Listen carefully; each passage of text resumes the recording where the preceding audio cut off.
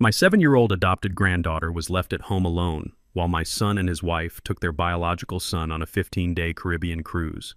She called me at 2:30 in the morning, screaming and crying, asking Grandpa why didn't they wake me up. I booked last-minute tickets, and within 6 hours, we crashed their vacation. I am Elijah Jefferson, 75 years old, and for the first time in my life, I am not the calm protector everyone thinks I am. I am a man on a warpath. My son Marcus and his wife Tiffany thought they could treat a child like a disposable accessory. They thought my silence meant ignorance. They were wrong. Before I tell you how I turned their dream vacation into a nightmare, let me know where you are watching from in the comments below. Hit like and subscribe if you believe family is about love, not blood.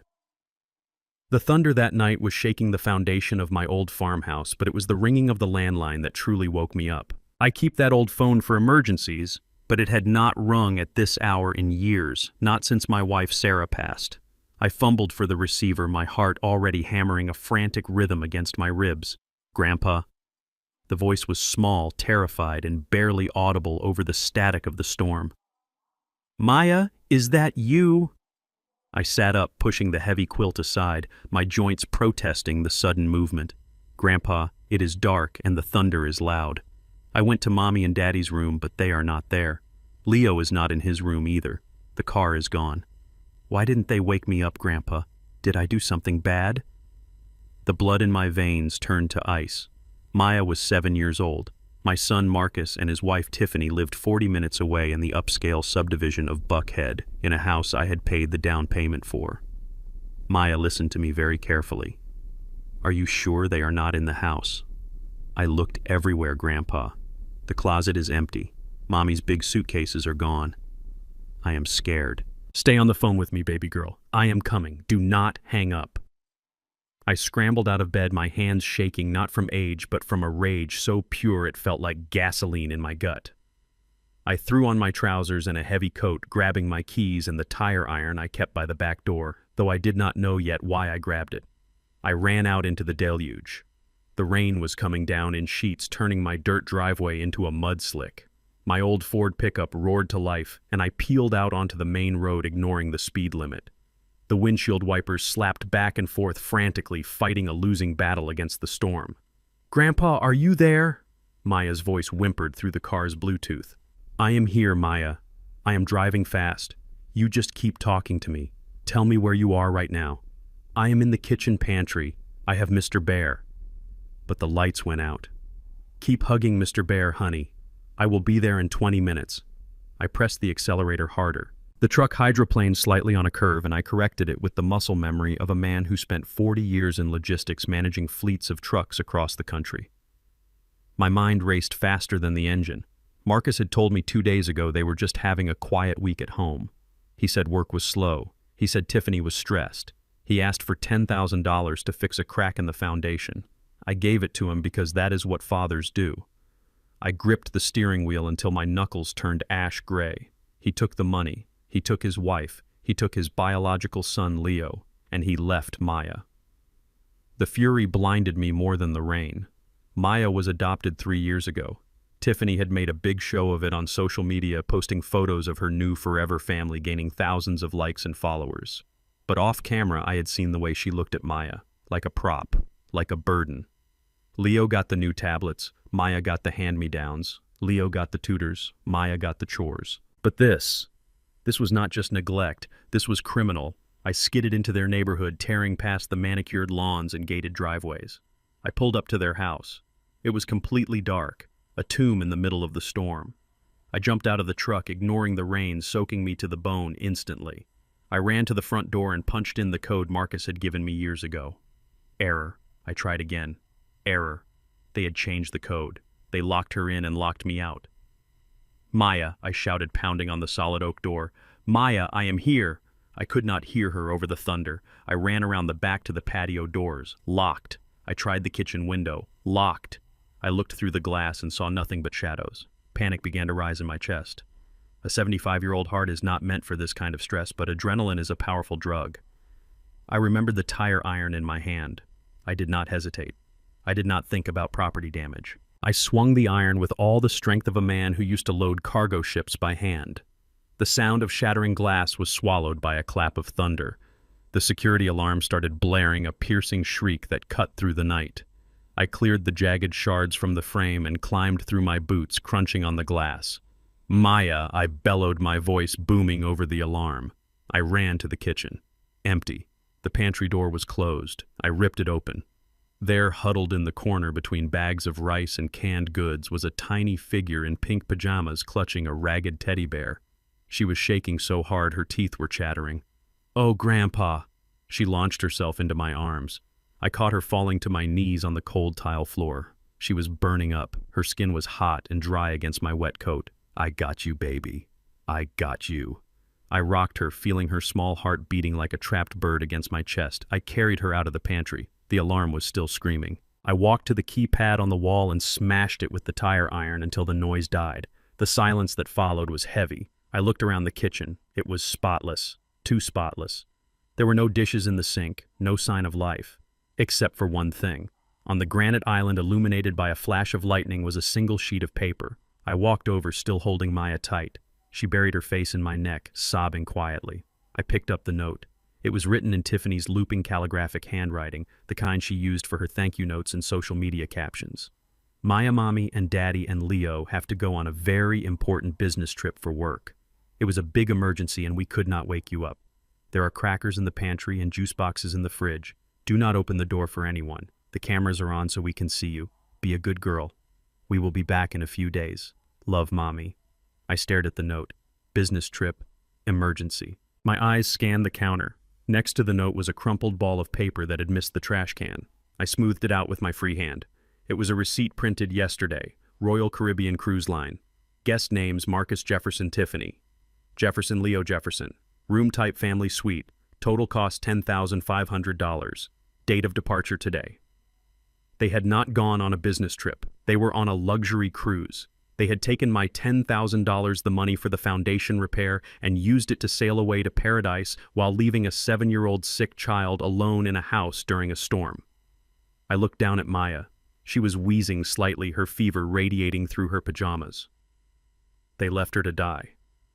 If the fever didn't get her, the fear would have. Or a fire. Or an intruder. I crushed the receipt in my fist. My hand was trembling not from the cold anymore, but from a cold, calculated anger that settled deep in my marrow. "Grandpa," she whispered. "Are they coming back?" I looked at the note again. The smiley face drawn next to Love, Mommy looked demonic in the shadows. "No, baby girl," I said, my voice low and steady. "We are not waiting for them to come back. We are going to find them." I carried her out to the truck, shielding her from the rain. I buckled her in, wrapping her in the emergency blanket I kept behind the seat. I did not call the police. Not yet. The police would put Maya in Child Protective Services while they investigated. They would put her in a system I did not trust. No. This was personal. This was family business. And I was going to handle it the way I handled everything in my life, with precision and overwhelming force. I put the truck in gear and drove away from that house, that monument to their greed. As I drove, I pulled out my phone. I dialed a number I hadn't called in years. "Dr. Evans," I said when he answered, his sleep-filled voice confused. "Get your bag. I am bringing Maya to you. She has a fever and I need her cleared to travel." Travel. "Where are you going, Elijah, at 3 in the morning?" I looked at the crumpled cruise receipt on the passenger seat. "We are going to Nassau," I said. "I have a ship to catch." The road ahead was dark, but my path was clear. They wanted a vacation. I was going to bring them a reckoning. The drive to my farmhouse was a blur of rain and adrenaline. But the moment I carried Maya through the front door, the silence of my own home felt heavy, not peaceful. I laid her on the sofa in the living room, wrapping her in the quilt that smelled like cedar and old memories. She was shivering violently, her eyes wide and glassy, fixed on a corner of the room as if she expected the darkness to swallow her whole again. I called Dr. Evans immediately. Walter Evans has been my friend for 40 years since we worked the docks together before he went to medical school at night. He didn't ask questions, he just said he was on his way. While I waited, I tried to get Maya to drink some warm water, but she flinched every time the floorboards creaked. When Walter arrived 10 minutes later, rain dripping from his hat, his face went pale as he looked at the small, trembling girl on my couch. He didn't say a word to me, just knelt beside her, his movements slow and gentle. He listened to her chest with his stethoscope, his frown deepening with every breath she took. "It is pneumonia, Elijah," he said quietly, pulling the stethoscope from his ears. "Mild for now, but her lungs are congested. The fever is dangerous. But that is not what worries me the most." He gestured for me to follow him into the kitchen, away from Maya's earshot. "She is in shock, Elijah. Her heart rate is erratic. She is showing signs of acute psychological trauma. Abandonment isn't just physical, it tears the mind apart. If she stays in this state, her body will shut down. She needs medication, she needs rest, but more than anything, she needs to feel safe. The word tasted like ash in my mouth. I had failed to keep her safe. I had trusted the wrong people. "I need you to stay with her, Walter," I said, grabbing my keys again. "Where are you going?" "I have to go back to that house. I need her clothes, I need her inhaler, and I need to find out exactly what happened." Walter looked at me, his eyes searching mine. He saw the darkness there, the cold resolve I usually kept hidden behind the demeanor of a retired grandfather. "Do not do anything that will take you away from her, Elijah," he warned. "She needs you, not an avenger. She will have both, I promised." The drive back to Marcus's house was different. The panic was gone, replaced by a forensic clarity. I wasn't rushing anymore. I was hunting. When I stepped back into that house, the air felt stagnant. It smelled of expensive cleaning products and betrayal. I went to Maya's room first. It was a small guest room downstairs away from the master suite, and Leo's room upstairs. It was sparse. No posters on the walls, just a bed, a dresser, and a small stack of books. I packed a bag, quickly grabbing her inhaler from the nightstand. Then I went upstairs. Leo's room was a shrine to indulgence. Video game consoles, wall-to-wall toys, a television bigger than the one in my living room. I didn't touch anything. I moved to the master bedroom. It was locked, but I had the master key. I paid for the locks after all.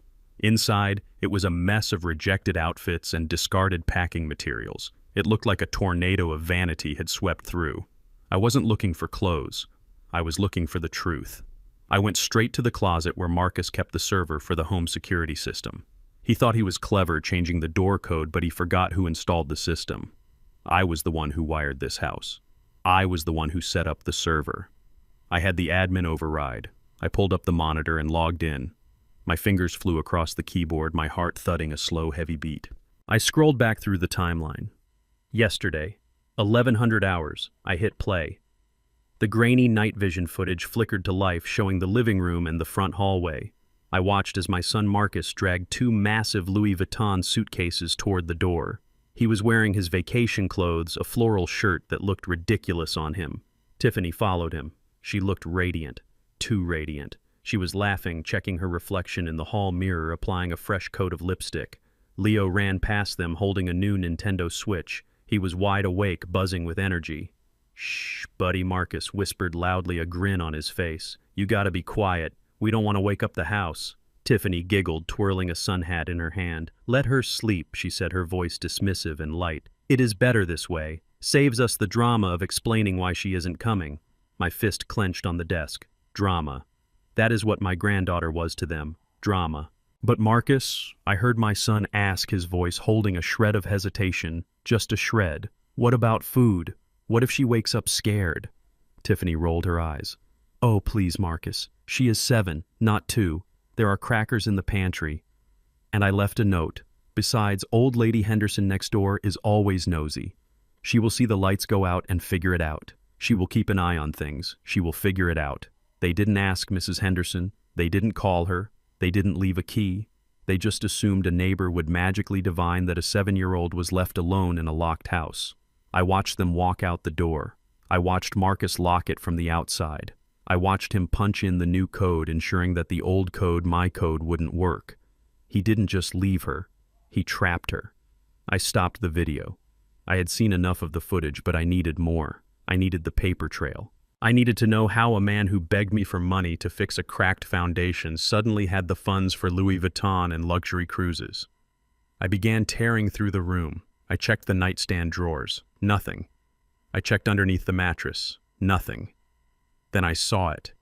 In the wastebasket by the vanity, tucked under a used makeup wipe. A crumpled ball of paper. I smoothed it out on the glass top of the dresser. It was a credit card statement, but not just any statement. It was for a joint account I didn't know they had. I ran my finger down the list of transactions and the numbers screamed at me. Royal Caribbean Cruise Line, Family Suite, $10,500, paid 3 days ago. Neiman Marcus, Luxury Luggage and Apparel, $5,000, paid 2 days ago. Total, $15,500. I closed my eyes and the math arranged itself in my head like the tumblers of a lock falling into place. 2 weeks ago, Marcus had come to me, his head in his hands. He told me the foundation of the house was cracking. He said it was dangerous. He said he was afraid for Leo and Maya. He asked for $15,000. I wired it to him the next morning. I depleted my emergency repair fund for my own farm because I thought I was protecting my grandchildren's home. I didn't pay for a foundation. I paid for this. I paid for the suitcases they dragged out the door. I paid for the ship they were sailing on. I paid for the very instrument of my granddaughter's abandonment. I looked at the invoice again. A family suite. There was no bed for Maya. They never intended to take her. This wasn't a last-minute decision. This was calculated. They took my money, my trust, and my love, and they twisted it into a weapon against an innocent child. I looked at the date on the cruise receipt. They were at sea now. They were probably sipping cocktails, watching the sunset, laughing about how clever they were, thinking they had pulled off the perfect crime. They thought Maya would just eat crackers and wait. They thought I was just a senile old man who wrote checks and stayed in his lane. I slowly crushed the receipt in my hand until my knuckles turned white. The paper cut into my palm, but I didn't feel it.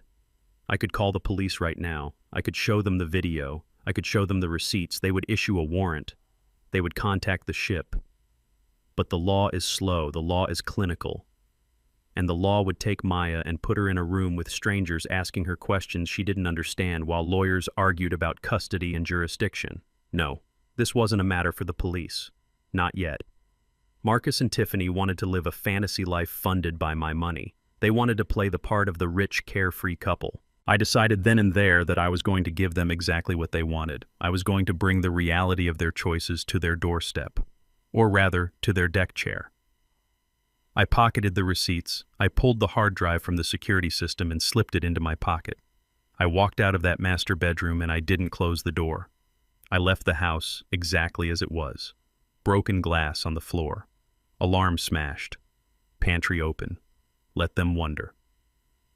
I got back into my truck, the rain finally letting up. The sun was threatening to rise, painting the sky in bruises of purple and gray. I drove back to my farm, my mind sharpening into a single point of focus. Walter met me at the door.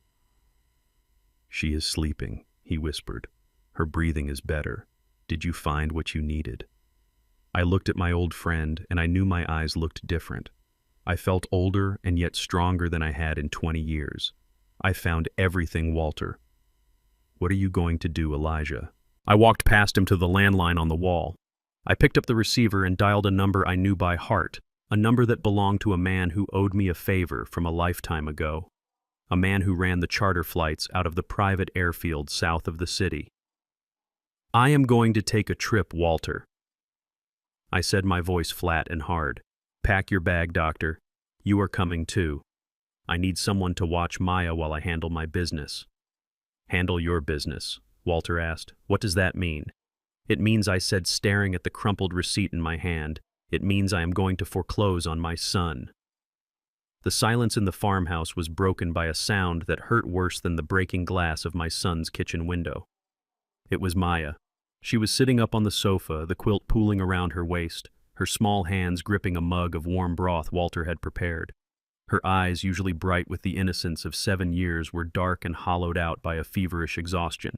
"Grandpa," she whispered, and I had to lean in close to hear her over the settling groans of the old house. "Is it because I am not real?"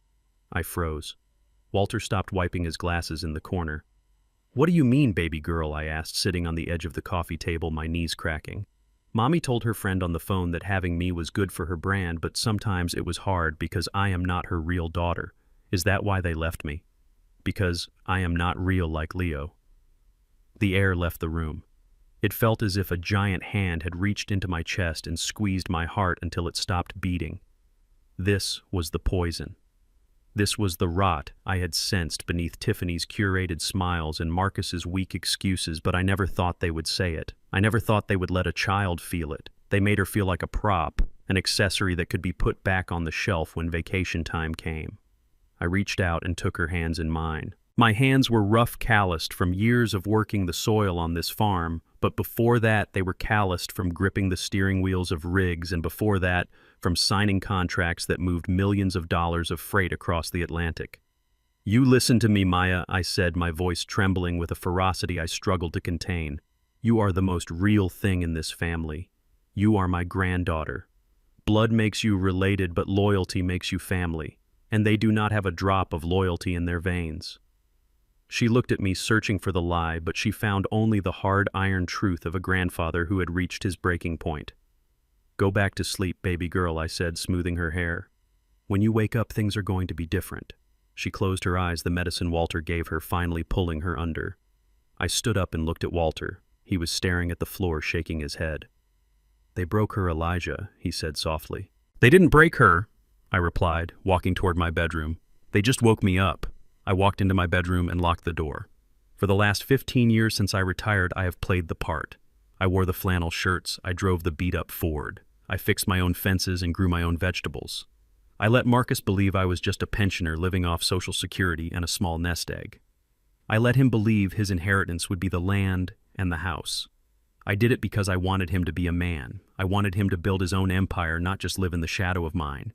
I was the executive vice president of logistics for one of the largest shipping conglomerates in the Southeast. I didn't just move boxes, I moved economies.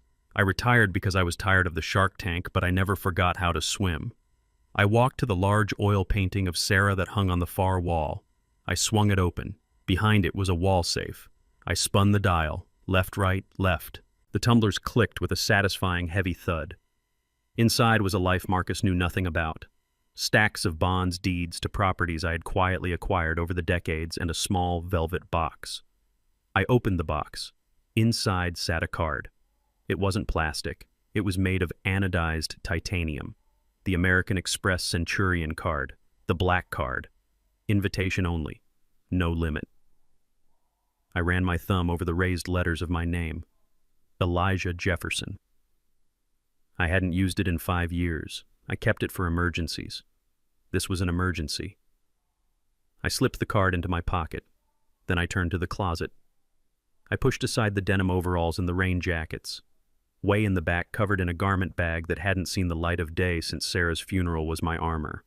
I unzipped the bag. The suit was Italian bespoke charcoal gray wool tailored to fit me like a second skin. It smelled of cedar and authority. I stripped off my wet, muddy clothes. I washed the dirt from my hands and face. I shaved the stubble from my chin. When I dressed, I didn't just put on clothes. I put on a persona. I put on the man who used to stare down union bosses and negotiate mergers. I tied the silk tie with a perfect Windsor knot. I put on the gold cufflinks Sarah had given me for our 30th anniversary. I stepped into the hand-stitched leather Oxfords. I looked in the mirror. The farmer was gone. The Titan was back. I pulled out my phone and dialed a number I had not called in a decade. It rang twice. DeKalb Peachtree Aero Services, Gordon speaking. "Gordon, it is Elijah Jefferson." There was a pause, a silence that stretched for a heartbeat. "Mr. Jefferson, I haven't heard your voice in a long time, sir. I thought you were out of the game. I was Gordon, but I have a situation. I need a bird, and I need it now." "What kind of range are we talking, sir?" "Nassau, and I need speed. I am not looking for a prop plane, Gordon. I need a jet. I have a Gulfstream G650 sitting on the tarmac prep for a charter that just canceled. It is fueled and filed. It can be wheels up in 45 minutes. I will take it. Sir, that is a heavy tag for a last-minute booking. Put it on the account, Gordon. The black card is still active." "Understood, Mr. Jefferson. We will have the crew ready." I hung up. I walked back out into the living room. Walter looked up and his jaw actually dropped. He stood up slowly, looking at the suit, looking at the way I held myself. "Elijah," he breathed. "I haven't seen you look like that since the merger in '98. "The merger is over, Walter," I said, picking up Maya's packed bag. "This is a hostile takeover." I went to the couch and scooped Maya up. She stirred but didn't wake completely. She curled into the wool of my suit, her head resting on my shoulder. "We are leaving," I said. We walked out into the early morning light. The storm had passed, leaving the world washed clean and gray. I didn't walk to the old Ford truck. I walked to the garage where I kept the Lincoln Town Car under a tarp. Marcus always made fun of it, said it was an old man's car.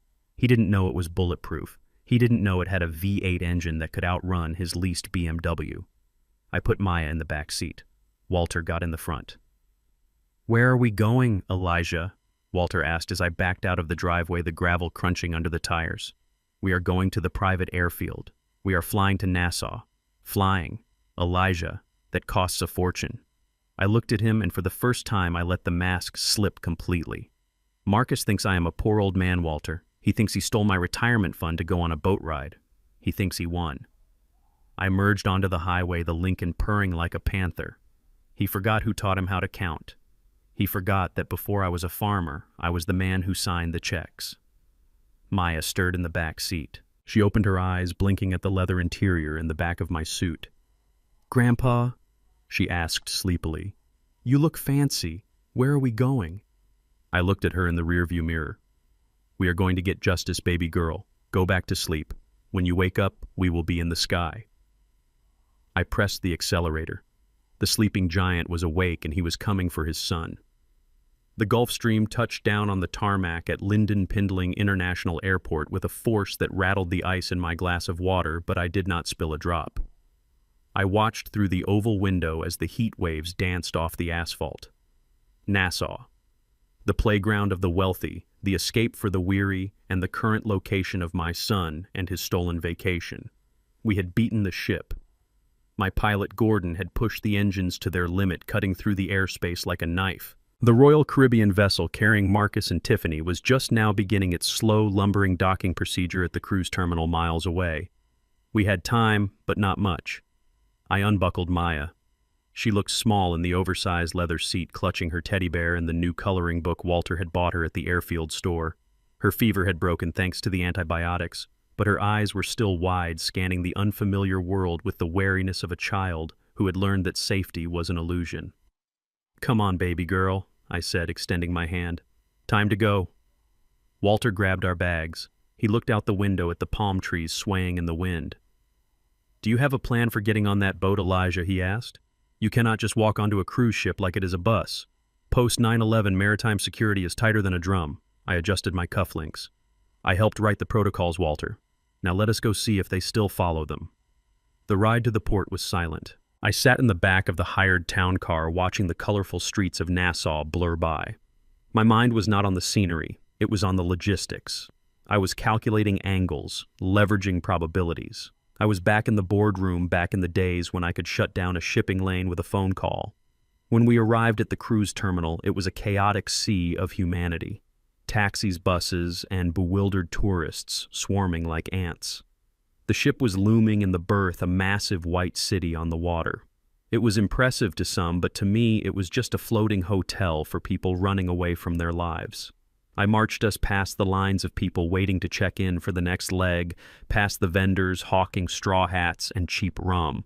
I went straight to the Port Authority office, a glass-walled room that overlooked the entire operation.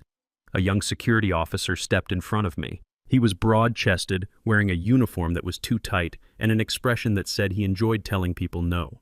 "Sir, you cannot be back here. This is a restricted area. Passenger check-in is that way." He pointed toward the herd of sweating tourists. "I am not a passenger yet," I said, my voice low and level. "I need to speak to the port director." The officer laughed. It was a dry, dismissive sound. "The director is busy, and unless you have a badge or an appointment, you need to turn around and get in line with everyone else." I felt Walter tense up beside me. I felt Maya's hand tighten in mine. She was looking up at me, waiting to see if I would shrink away, if I would become the quiet old man she knew at the farm. I did not shrink. I looked at the officer's name tag. "Officer Davis," I said. "I understand you are doing your job, but I am not a tourist. My name is Elijah Jefferson. I spent 30 years moving freight through these waters. I helped negotiate the dredging contracts that allow these megaships to dock here. Now I am going to ask you one more time to open that door." Officer Davis crossed his arms. "Look, old man, I don't care if you invented the boat. No ticket, no entry. Move along or I call the local police. I saw the fear flicker in Maya's eyes. She thought we were failing. She thought the authority figures were going to win just like her parents had won by leaving her. I let out a slow breath. I released Maya's hand gently and handed her to Walter. "Hold on a second," I said. I turned back to the officer. But I didn't speak English. I switched to Spanish, the dialect of the Caribbean trade routes, the language I had spoken in dock offices from Miami to Caracas for 3 decades. It was sharp, fast, and authoritative. "Escúchame bien, hijo. No tengo tiempo para juegos. Llama al director Ramírez ahora mismo. Dile que el fantasma de Atlanta está aquí. Dile que si no me abre esta puerta en 10 segundos, voy a llamar a sus superiores en la Comisión Marítima y recordarles ciertos contenedores que se perdieron en el 98. Translation: Listen to me, son. I do not have time for games. Call Director Ramirez right now. Tell him the ghost of Atlanta is here. Tell him if he does not open this door in 10 seconds, I will call his superiors at the Maritime Commission and remind him of certain containers that went lost in 98. The officer's jaw dropped. The arrogance vanished, replaced by a sudden confusion. He didn't know who I was, but he knew the tone. It was the tone of a man who signed the paychecks of the men who signed his paychecks. He picked up the phone. He whispered something into the receiver, his eyes never leaving my face. He nodded once, then twice. He hung up. The buzzer on the glass door sounded. "Director Ramirez will see you now, Mr. Jefferson." I nodded, adjusting my jacket. "Thank you, Officer Davis." I took Maya's hand again. She was looking at me with her mouth slightly open. "Grandpa," she whispered as we walked through the secure door. "You speak Spanish. You sounded like a movie star." I squeezed her hand. "I speak the language of getting things done, baby girl." Inside the office was cool and quiet, a stark contrast to the humidity outside. Director Ramirez was a man my age with silver hair and a suit that cost more than my truck. He stood up when I entered. "Elijah Jefferson," he said, extending a hand. "It has been 20 years. I thought you were retired." "I was Mateo," I said, shaking his hand firmly. But retirement didn't stick. "I have a situation." I explained it briefly. I didn't give him the sob story. I gave him the facts. "My son is on that ship. He has my money. He abandoned my granddaughter. I need to be on that ship before it leaves port." Ramirez looked at the computer screen. "Elijah, the manifest is locked. The ship is full. Post-9/11 regulations are strict. I cannot just add a passenger to a full ship." I leaned forward, placing my hands on his mahogany desk. "Mateo, there is never a full ship. There is always one room. The owner's suite. The one they keep for the CEO, or the high rollers, or the emergency dignitaries. Is it occupied?" Ramirez hesitated. "It is empty, yes. But Elijah, the cost. It is not a standard booking. It is $25,000 for the remainder of the voyage. Cash or wire only up front." I didn't blink. I reached into my inner pocket and pulled out the titanium Centurion card. I placed it on the desk with a heavy metallic clack. "Swipe it," I said, "including a gratuity for your staff to expedite the paperwork and get us through customs in 5 minutes. Ramirez looked at the card, then at me, then at Maya clinging to my leg. He smiled a slow, respectful smile. The ghost of Atlanta is definitely back. 10 minutes later, we were walking down the VIP gangway. A member of the ship's staff, a woman in a crisp white uniform, was escorting us. She carried a silver tray with glasses of apple juice for Maya and champagne for Walter and me. We bypassed the long, snaking lines of hundreds of passengers baking in the sun. We walked past the security checkpoints where people were taking off their shoes and belts. We walked straight onto the ship into the air-conditioned atrium that smelled of expensive perfume and money. Mr. Jefferson, the escort, said, beaming, "Your luggage will be brought up immediately. The owner's suite is on deck 17. It has a private balcony, a grand piano, and a dedicated butler. Is there anything else you require right now?" "No, thank you," I said. "Just show us the way." We took the glass elevator up. As we rose, I looked out over the railing. The atrium was a hollow cavern of gold and glass, but my eyes were drawn to the windows overlooking the dock.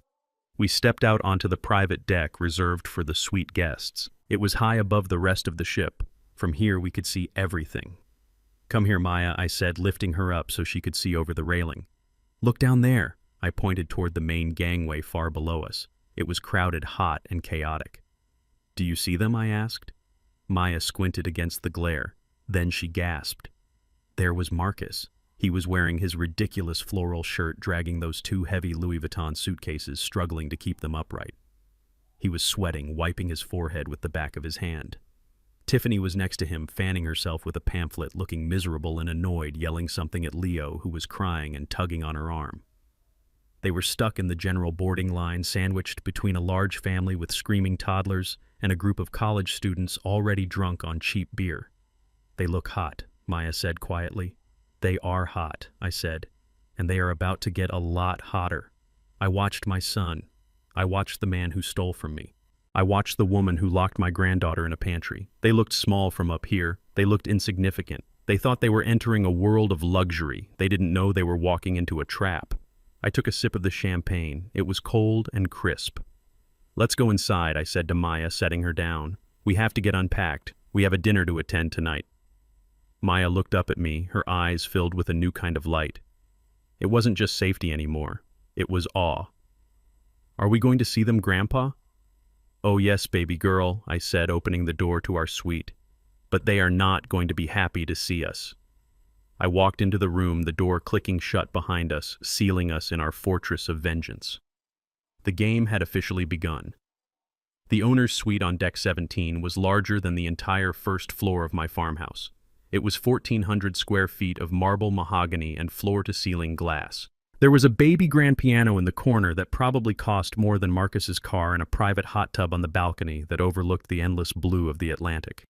Our butler, a young man named James with impeccable posture and a uniform so white it hurt to look at, had just finished unpacking our bags.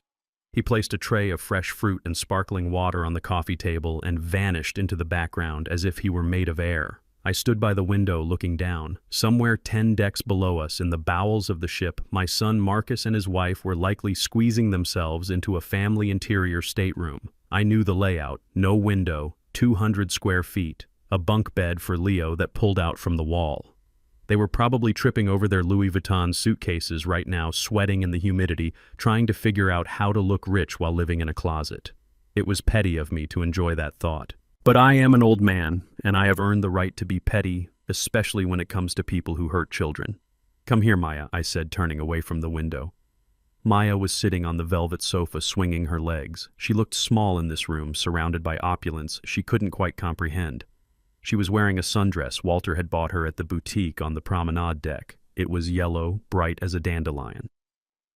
"We are going for a walk," I told her, "but we have to play a game first." "Do you know what a spy is?" Her eyes lit up. "Like in the movies." "Exactly like in the movies. We are going to go down to the pool deck, but we have to be invisible. We have to be ghosts. If Mommy and Daddy see us, the game is over. Can you be a ghost, Maya?" She nodded, solemn and serious. "I can be quiet, Grandpa. I am good at being quiet. Mommy says I am too loud usually, so I learned how to be quiet in the pantry." That statement was a knife to my gut, but I kept my face neutral.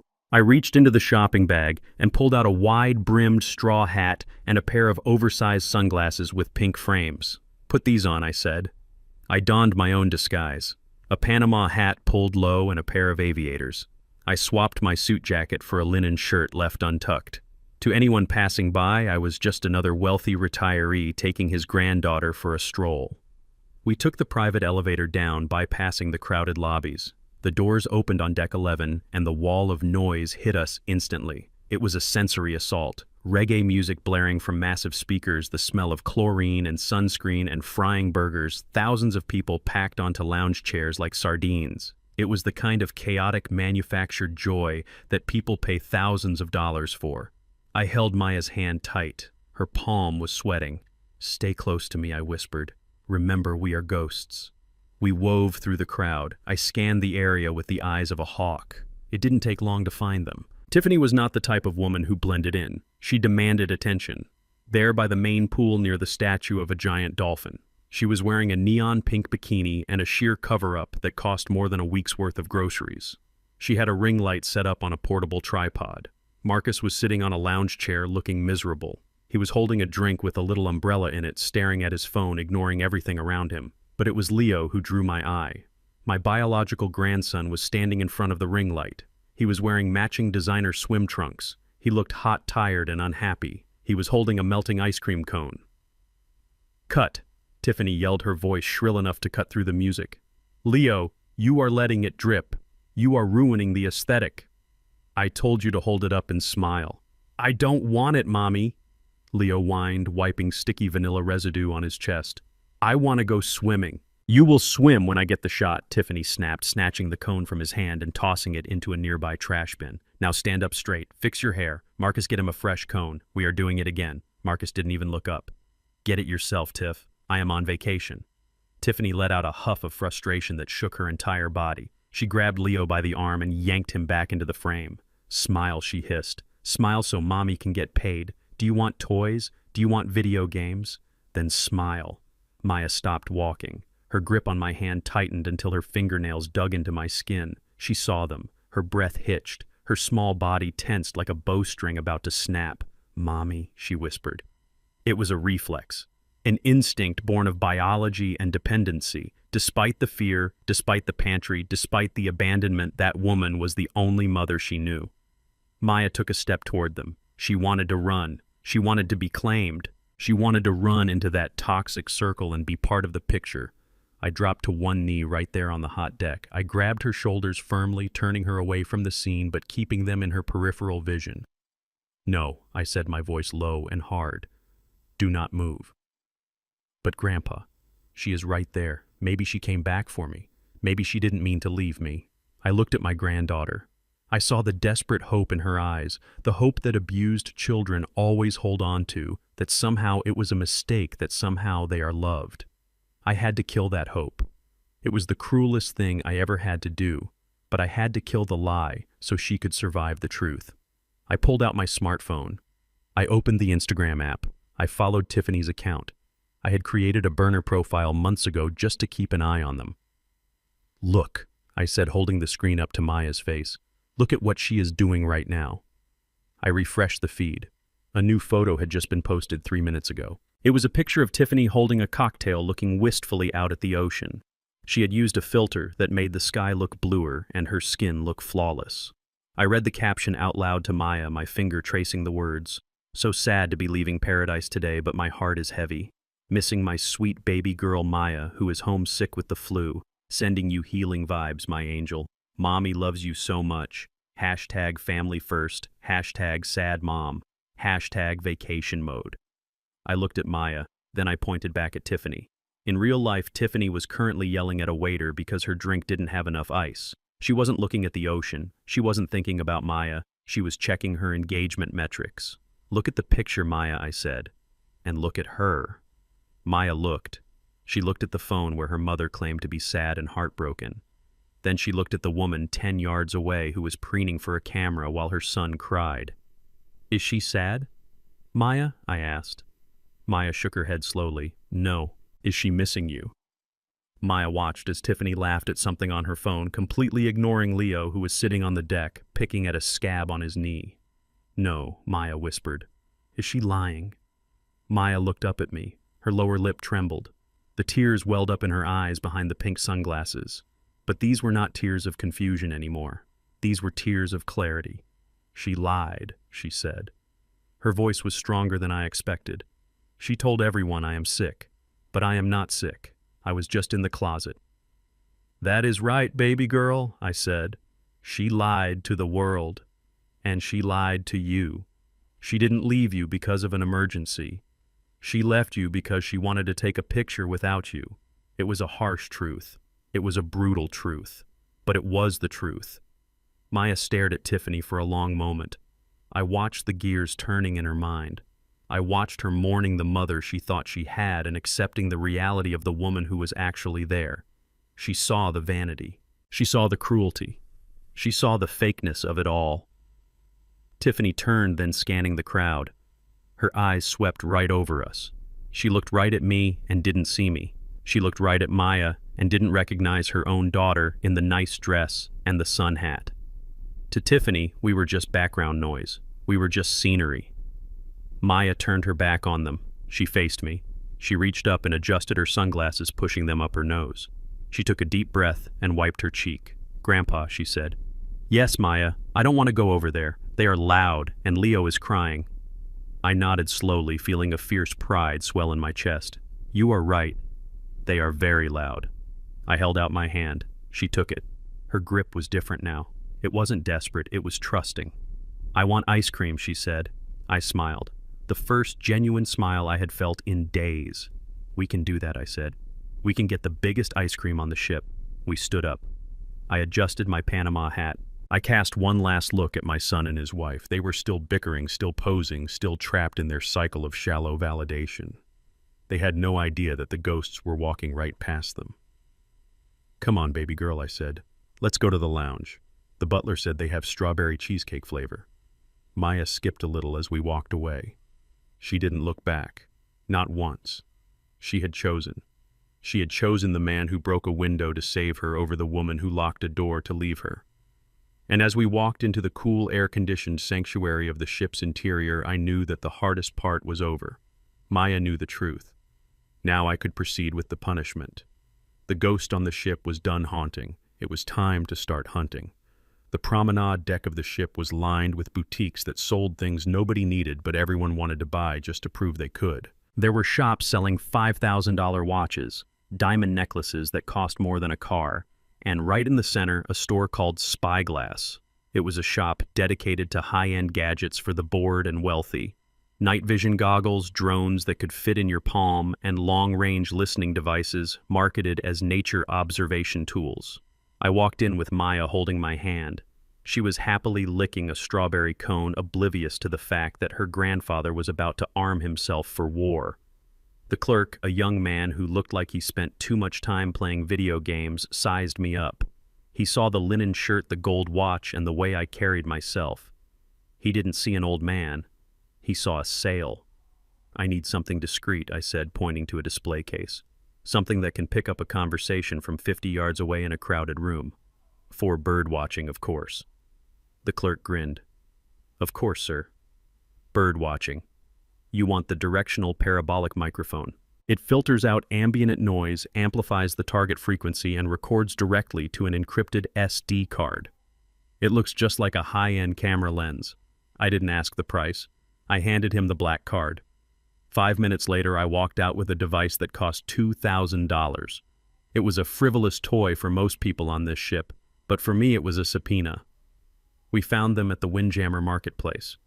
It was the ship's massive buffet, a chaotic trough where hundreds of passengers gorged themselves on endless trays of food. The noise was deafening, the clatter of silverware, the screaming of children, the roar of entitlement. Marcus and Tiffany were sitting at a table near the window, far away from the main serving stations. They looked isolated in their own bubble of misery. Tiffany was aggressively cutting a piece of steak, and Marcus was rubbing his temples, looking like a man who wished he could dissolve into the floor. I found a table on the upper mezzanine directly overlooking theirs. It was the perfect vantage point. I settled Maya into a chair with her coloring book and a pair of noise-canceling headphones I had bought at the electronics store. "Grandpa has to do some work for a few minutes, baby girl," I told her. "You color Mr. Bear. Can you do that for me?" She nodded, humming to herself, happy in her own world, a world where she was finally safe. I pulled the device out of the bag. It looked innocuous enough, just a sleek black cylinder. I put the wireless earbud in my ear and pointed the lens down at my son. The effect was instantaneous. The roar of the dining hall faded into a dull hum, and their voices cut through crystal clear. It was as if I was sitting right next to them. I tapped the record button on the app on my phone. "You are being dramatic," Marcus Tiffany's voice hissed in my ear. It was sharp and dismissive. "Lower your voice, people are staring." "I don't care who is staring," Marcus snapped, though he kept his voice low. "I care that my card just got declined at the bar. And now I get a notification that you spent $3,000 at the Michael Kors boutique an hour ago. $3,000, Tiffany." "So what?" Tiffany replied, taking a sip of wine. "It is a limited edition. I needed it for the photo shoot tomorrow on the island. It goes with my swimsuit." "It is an investment, Marcus. You have to spend money to make money. My followers want to see luxury, not budget bin garbage." Investment. Marcus let out a bitter laugh. "You are delusional. We don't have the money, Tiffany." "That $3,000 was part of the transfer from Dad. That was supposed to be for the emergency fund in case something went wrong with the house while we were gone. Or, to pay off the interest on the other cards." I froze. My hand gripped the table edge. He admitted it. He knew exactly where the money came from.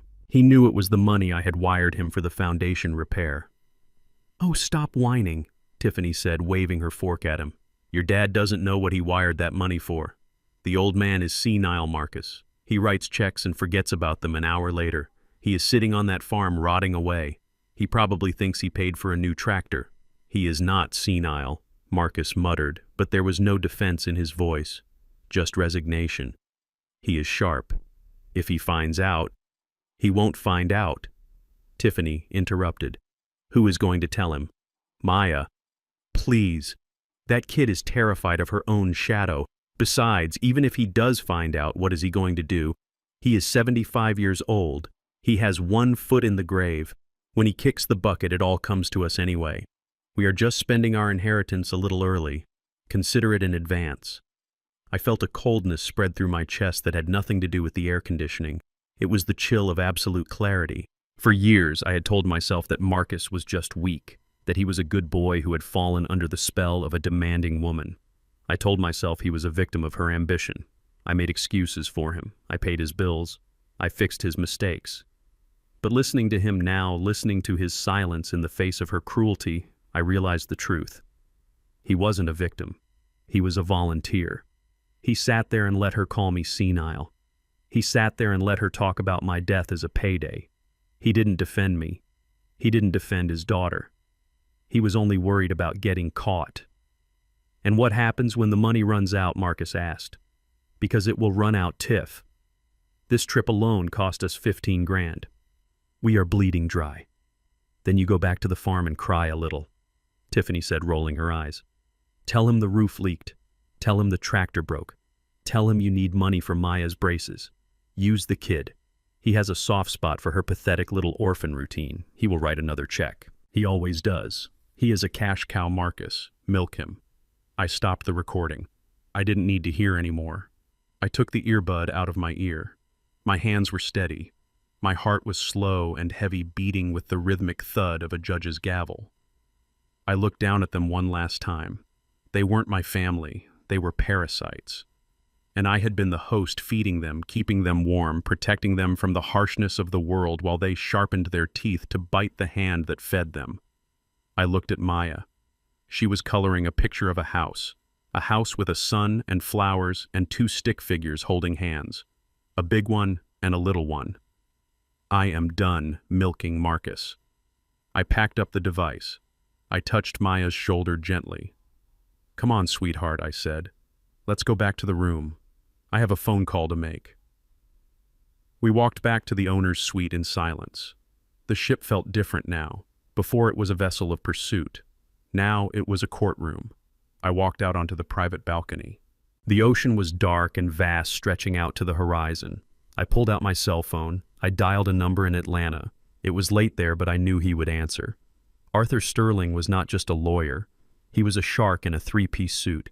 He had handled my corporate contracts for 30 years. He knew where every body was buried because he had helped dig the holes. Elijah Arthur answered, his voice crisp and alert.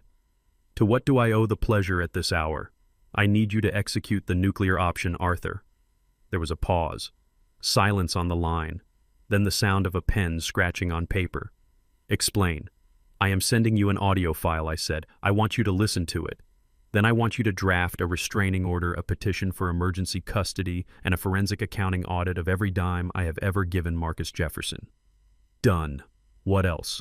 "I want you to contact the bank, the mortgage on Marcus's house. Who holds the note?" "You do, Elijah. You bought the note through the shell company 3 years ago when he defaulted the first time. You hold the deed. Good. Foreclose on it." "Excuse me." "You heard me, Arthur. Foreclose. Eviction notice. Immediate possession. I want the locks changed by tomorrow morning. I want their assets frozen. I want the supplementary credit cards canceled. I want the car lease, which is in my name, terminated and the vehicle repossessed." Elijah Arthur's voice softened slightly. "This is scorched earth. If you do this, you will leave them with nothing. They will be homeless. They will be destitute." I looked out at the dark water. I thought about the pantry. I thought about the fever. I thought about the phrase, "milk him." "They are not homeless." "Arthur?" I said, my voice devoid of any emotion. They have a very nice cabin on a cruise ship for the next 12 days. Let them enjoy it. Because when they step off this boat, I want them to step into a world where they own absolutely nothing. I understand. I will have the papers filed within the hour. The house will be sealed by noon tomorrow. And Arthur? Yes. Draft a new will. Leave everything to a trust for Maya Jefferson. Appoint yourself as executor until she is 25. Marcus gets $1. I want it explicit. I want him to know I didn't forget him. I want him to know I remembered him perfectly. Consider it done, Elijah. I hung up the phone. The sea breeze felt cool on my face. I didn't feel guilt. I didn't feel sadness. I felt the satisfying click of a lock snapping shut. I walked back inside. Maya was asleep on the massive bed, looking tiny in the middle of the Egyptian cotton sheets. I sat in the armchair by the window and watched her sleep. My son wanted an inheritance. I was going to give him one. I was going to give him the consequences of his own actions, and I was going to make sure he paid every single cent. The psychological warfare began with a vintage Pinot Noir. It was a bottle from the ship cellar, overpriced and pretentious, exactly the kind of wine Tiffany liked to post photos of but could not actually distinguish from vinegar. I sat at the mahogany desk in the owner's suite, the balcony doors open to let in the salt air. James, my butler, stood at attention, his hands clasped behind his back. He did not ask why I was writing a note on the ship's stationery with my left hand to disguise the penmanship. He did not ask why I was sending a $300 bottle of wine to a cramped interior stateroom on Deck 8. He simply waited.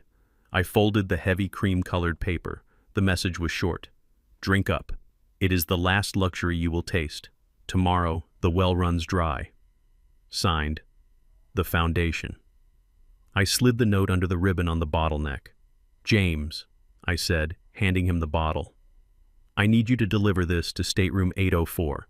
Do not say who it is from. Just place it on the mat and leave. Can you do that? Consider it done, mister. Consider it. Jefferson James said, taking the bottle with a slight bow.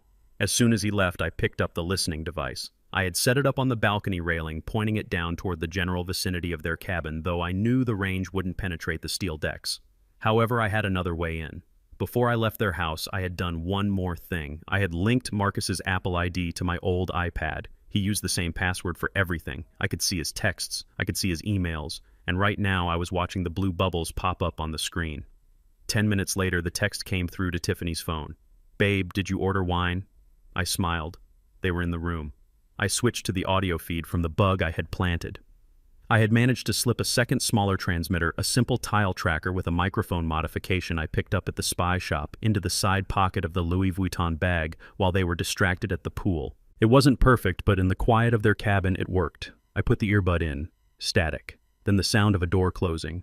Look at this, Marcus. Tiffany's voice came through, tinny but audible. It is a Pinot. Vintage. This must be a welcome gift from the cruise line. I told you being a gold member had perks. There is a note, Marcus said. His voice was shaky. I heard the rustle of paper. Then silence. A long, heavy silence. What does it mean? Tiffany asked, her voice losing its excitement. The foundation. What foundation? Marcus's breathing grew heavy. It sounded like a man hyperventilating. The foundation, Tiff. The money. The money Dad gave me. I told him it was for the house foundation. So Tiffany snapped. So what? He is in Georgia. We are in the Bahamas. How would he know? Maybe the contractor called him. Marcus stammered. Maybe the bank flagged the transfer. Or maybe it is the loan sharks. I told you I borrowed from some bad guys before I asked Dad. Maybe they know I am here. Maybe they know I spent the money. He was spiraling. Good. You are being paranoid, Tiffany said, the sound of a cork popping echoing in my ear. She was opening the bottle. Listen to yourself. A loan shark isn't going to send you a bottle of wine on a cruise ship, Marcus. They would just break your legs. This is clearly a mistake. Room service probably mixed up the room numbers. Some rich guy in a suite ordered this and we got lucky. But the note, Marcus insisted. It says the well runs dry. It is a metaphor, Marcus. Or a joke. Just drink the wine. It is free. Stop ruining the vibe. I heard the clink of glass. She was drinking it. She was drinking the wine that represented the destruction of her lifestyle, and she called it a vibe. I took the earbud out. Phase 1 was complete. Marcus was rattled. He was looking over his shoulder. But Tiffany was still comfortable. She was still wrapped in her armor of denial and entitlement. I needed to pierce that armor. I needed to remind her that this wasn't about money. This was about a child. I looked over at Maya. She was sitting on the floor playing with a doll I had bought her at the gift shop. It was a simple rag doll with yarn hair and a button nose. It looked remarkably like the Mr. Bear she had left in the pantry, but cleaner, newer. "Maya, baby," I said gently. "Can I borrow your doll for a little while? I need to show it something." Maya looked up. "Will you bring it back, Grandpa?" "I promise. I am just going to take it for a little walk." She handed it to me, trusting me completely. That trust was a heavy weight, but I carried it gladly. I waited until midnight. The ship was quiet, the party moving to the nightclubs on the upper decks. The corridors of Deck 8, where the regular cabins were located, were long, narrow, and silent. I took the service elevator down, wearing a maintenance worker's coveralls I had acquired from a laundry cart. I pulled my cap low. I walked down the hallway, counting the numbers. 802, 803, 804. I stopped. I could hear the faint sound of a television through the thin metal door. They were in there, probably sleeping off the wine. I took the doll. I reached into my pocket and pulled out a small red ribbon. I tied it around the doll's neck. Not tight, just a bow, identical to the one Maya wore in her hair on the day they adopted her, the day Tiffany took 1,000 photos and captioned them "Mommy's little present." I placed the doll on the doormat. It sat there staring at the door with its button eyes accusing and silent. Then I knocked. 3 sharp raps. I didn't run. I walked briskly around the corner and slipped into the stairwell, leaving the door open just a crack so I could hear. The door to 804 opened. "Who is it?" Marcus's voice grumbled, sleep heavy and irritable. I heard him step out. Then a gasp, a sharp intake of air that sounded like he had been punched. "Tiffany," he hissed. "Tiffany, get out here." "What is it now, Marcus? I am trying to sleep. Look." I heard the rustle of fabric as she moved to the door, then silence. A silence far deeper and colder than the one before. "Is that Tiffany's?" voice trembled. "That looks like—" "It is Maya's," Marcus whispered. "That is the doll I bought her, the one she sleeps with. Why is it here?" "Maybe she packed it," Tiffany said, her voice rising in pitch. "Maybe it got mixed in with the luggage. It is sitting on the doormat, Tiff, standing up, with a ribbon. Who put it here?" I leaned closer to the crack in the door. I wanted to hear the fear. I wanted to taste it. "Someone is watching us," Marcus whispered. The note, the wine, now this. Someone knows. Tiffany didn't dismiss him this time. She didn't call him paranoid. "Pick it up," she hissed. "Get it inside. Don't leave it there." "I am not touching it," Marcus said. It is creepy. Just grab the damn doll." I heard a scuffle, then the door slammed shut. The lock clicked, then the deadbolt, then the chain.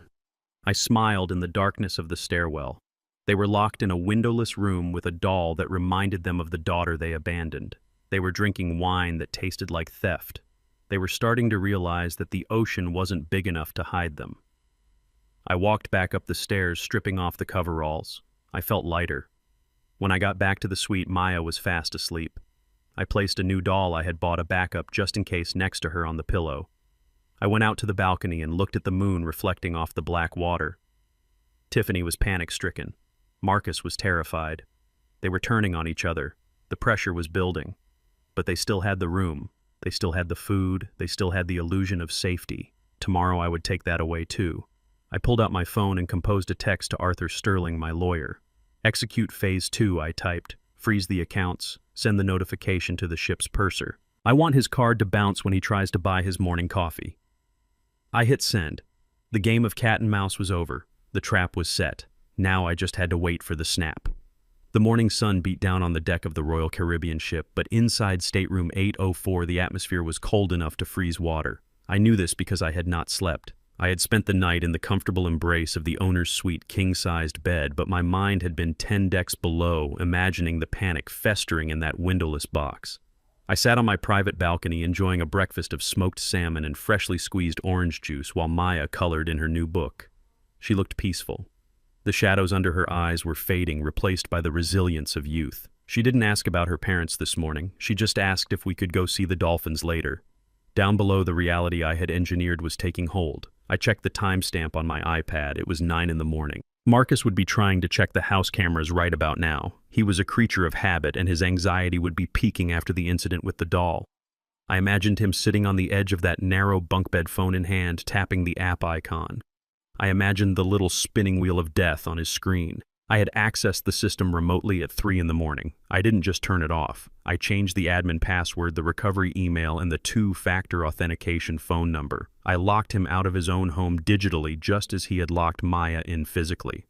I pulled up the audio feed from the bug in their room. The connection was clear. Damn it, Marcus's voice cracked with frustration. It is not loading.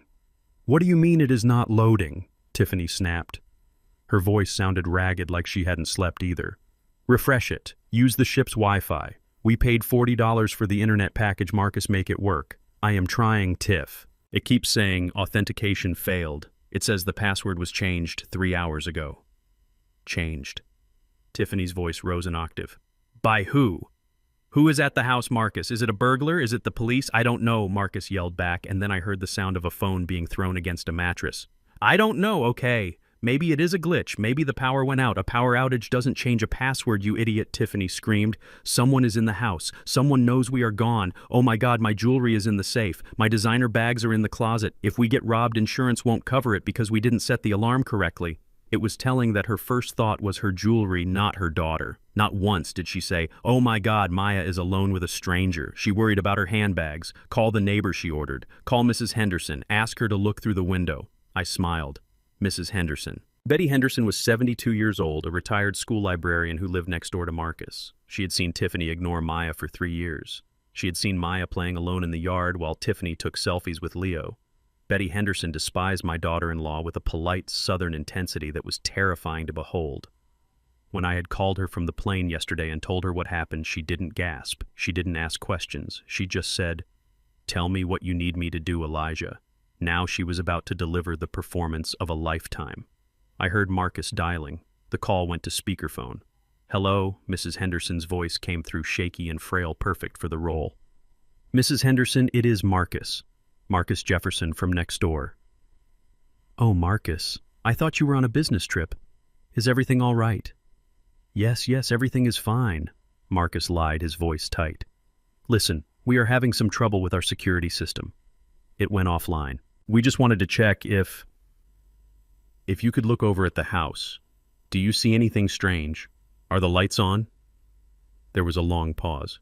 I could feel Marcus holding his breath. Well, dear, Mrs. Henderson said slowly, it is very strange that you called. I was just looking out my kitchen window a few minutes ago. The house is pitch black, not a single light. Okay, Marcus exhaled. That is good. That means the power is probably out. But, Mrs. Henderson continued, her voice dropping to a conspiratorial whisper, that is not the strange part, Marcus. I went out to get my paper and I stood by the fence, and I could swear I heard something coming from inside. What? Marcus choked out. What did you hear? It sounded like crying deer. Like a child crying. It sounded just like little Maya. But that is impossible, right? You took Maya with you. You told me you were all going on a trip. So it couldn't be her. Silence. Absolute suffocating silence in stateroom 804. Unless Mrs. Henderson added the hook, sinking deep. Unless someone broke in and, well, I don't want to scare you, Marcus, but it sounded like she was screaming for her grandpa. Should I call the police for you, dear? Should I ask them to go do a welfare check? No, Marcus shouted too quickly. No, Mrs. Henderson, do not call the police. It must have been the TV. We probably left the TV on. And the power outage. It must have reset the system. Please do not call the police. We don't want to bother them. Well, if you say so, dear. But it was very unsettling. Just chilling. Anyway, enjoy your trip. The line went dead. I could practically hear the blood draining from Marcus's face. She heard her, Tiffany whispered. She heard Maya screaming. Marcus, she is still in there. She is in the dark and she is screaming. Or Marcus's voice was trembling so hard it vibrated in my ear. Or someone is in there with her. Someone who changed the password. Someone who put the doll at our door. We have to go back, Tiffany said. We have to get off this ship. We have to go home. We can't, Marcus snapped. We are at sea, Tiffany. The next stop is St. Thomas in 2 days. We are trapped here. Trapped. The word hung in the air. Then the crying started. But it wasn't Maya. It was Leo. I want to go to the water park, Leo wailed. You promised. You said we would go to the Splashaway Bay today. Why are we sitting in the dark? I hate this room. It smells like feet. Shut up, Leo, Tiffany shrieked. Just shut up for 5 minutes. I don't want to shut up, Leo screamed back, throwing something hard against the wall. I want ice cream. I want to swim. You guys are being mean. I wish Grandpa was here. He would take me to the pool. Don't you dare mention him, Tiffany yelled. This is all his fault. If that cheap old man had just given us more money, we wouldn't be in this mess. We could have hired a nanny. We wouldn't have had to leave her. You are blaming him. Marcus laughed, a hysterical edge to his voice. You are blaming my dad because we abandoned a 7-year-old. You are unbelievable, Tiffany. Me. Tiffany's voice turned venomous. You were the one who locked the door, Marcus. You were the one who changed the code. Don't you try to pin this on me. You are the man. You are supposed to fix things. But look at you. You are useless. You are broke. You are scared of your own shadow. No wonder your dad likes the adopted kid better. Even he can see you are a failure. I heard a loud thud as if someone had been shoved. Stop it, Marcus warned. Make me, Tiffany taunted. Go ahead. Be a man for once in your life. Fix this, Marcus. Make the camera work. Make the neighbors stop hearing things. Make the money appear. But you can't, can you? You are just a little boy playing dress-up with Daddy's credit card. I took the earbud out. I didn't want to hear anymore. The toxicity was leaking out of the device, staining the air in my beautiful suite. They were turning on each other faster than I had anticipated. The pressure of the guilt, the fear of discovery, and the looming financial ruin was cracking the thin veneer of their marriage. They were showing their true selves, ugly, selfish, and weak. And Leo? My heart broke a little for the boy. He was spoiled, yes. He was entitled. But he was 8 years old. He was a product of his environment. He was learning that love was transactional, that happiness was bought, and that when things got hard, you screamed and blamed everyone else. I looked at Maya. She was standing by the glass door, looking out at the ocean. She looked calm. She looked free. Grandpa, she said, turning to me. Yes, baby girl. Are we going to have dinner with them tonight? I stood up, buttoning my suit jacket. I checked my reflection. I looked like a man who was about to close the biggest deal of his life. Not with them, Maya, I said. Maya, but near them. I walked over to the desk and picked up the phone. I dialed the concierge. Good morning. Mr. Jefferson, the concierge, answered immediately. How can I assist you?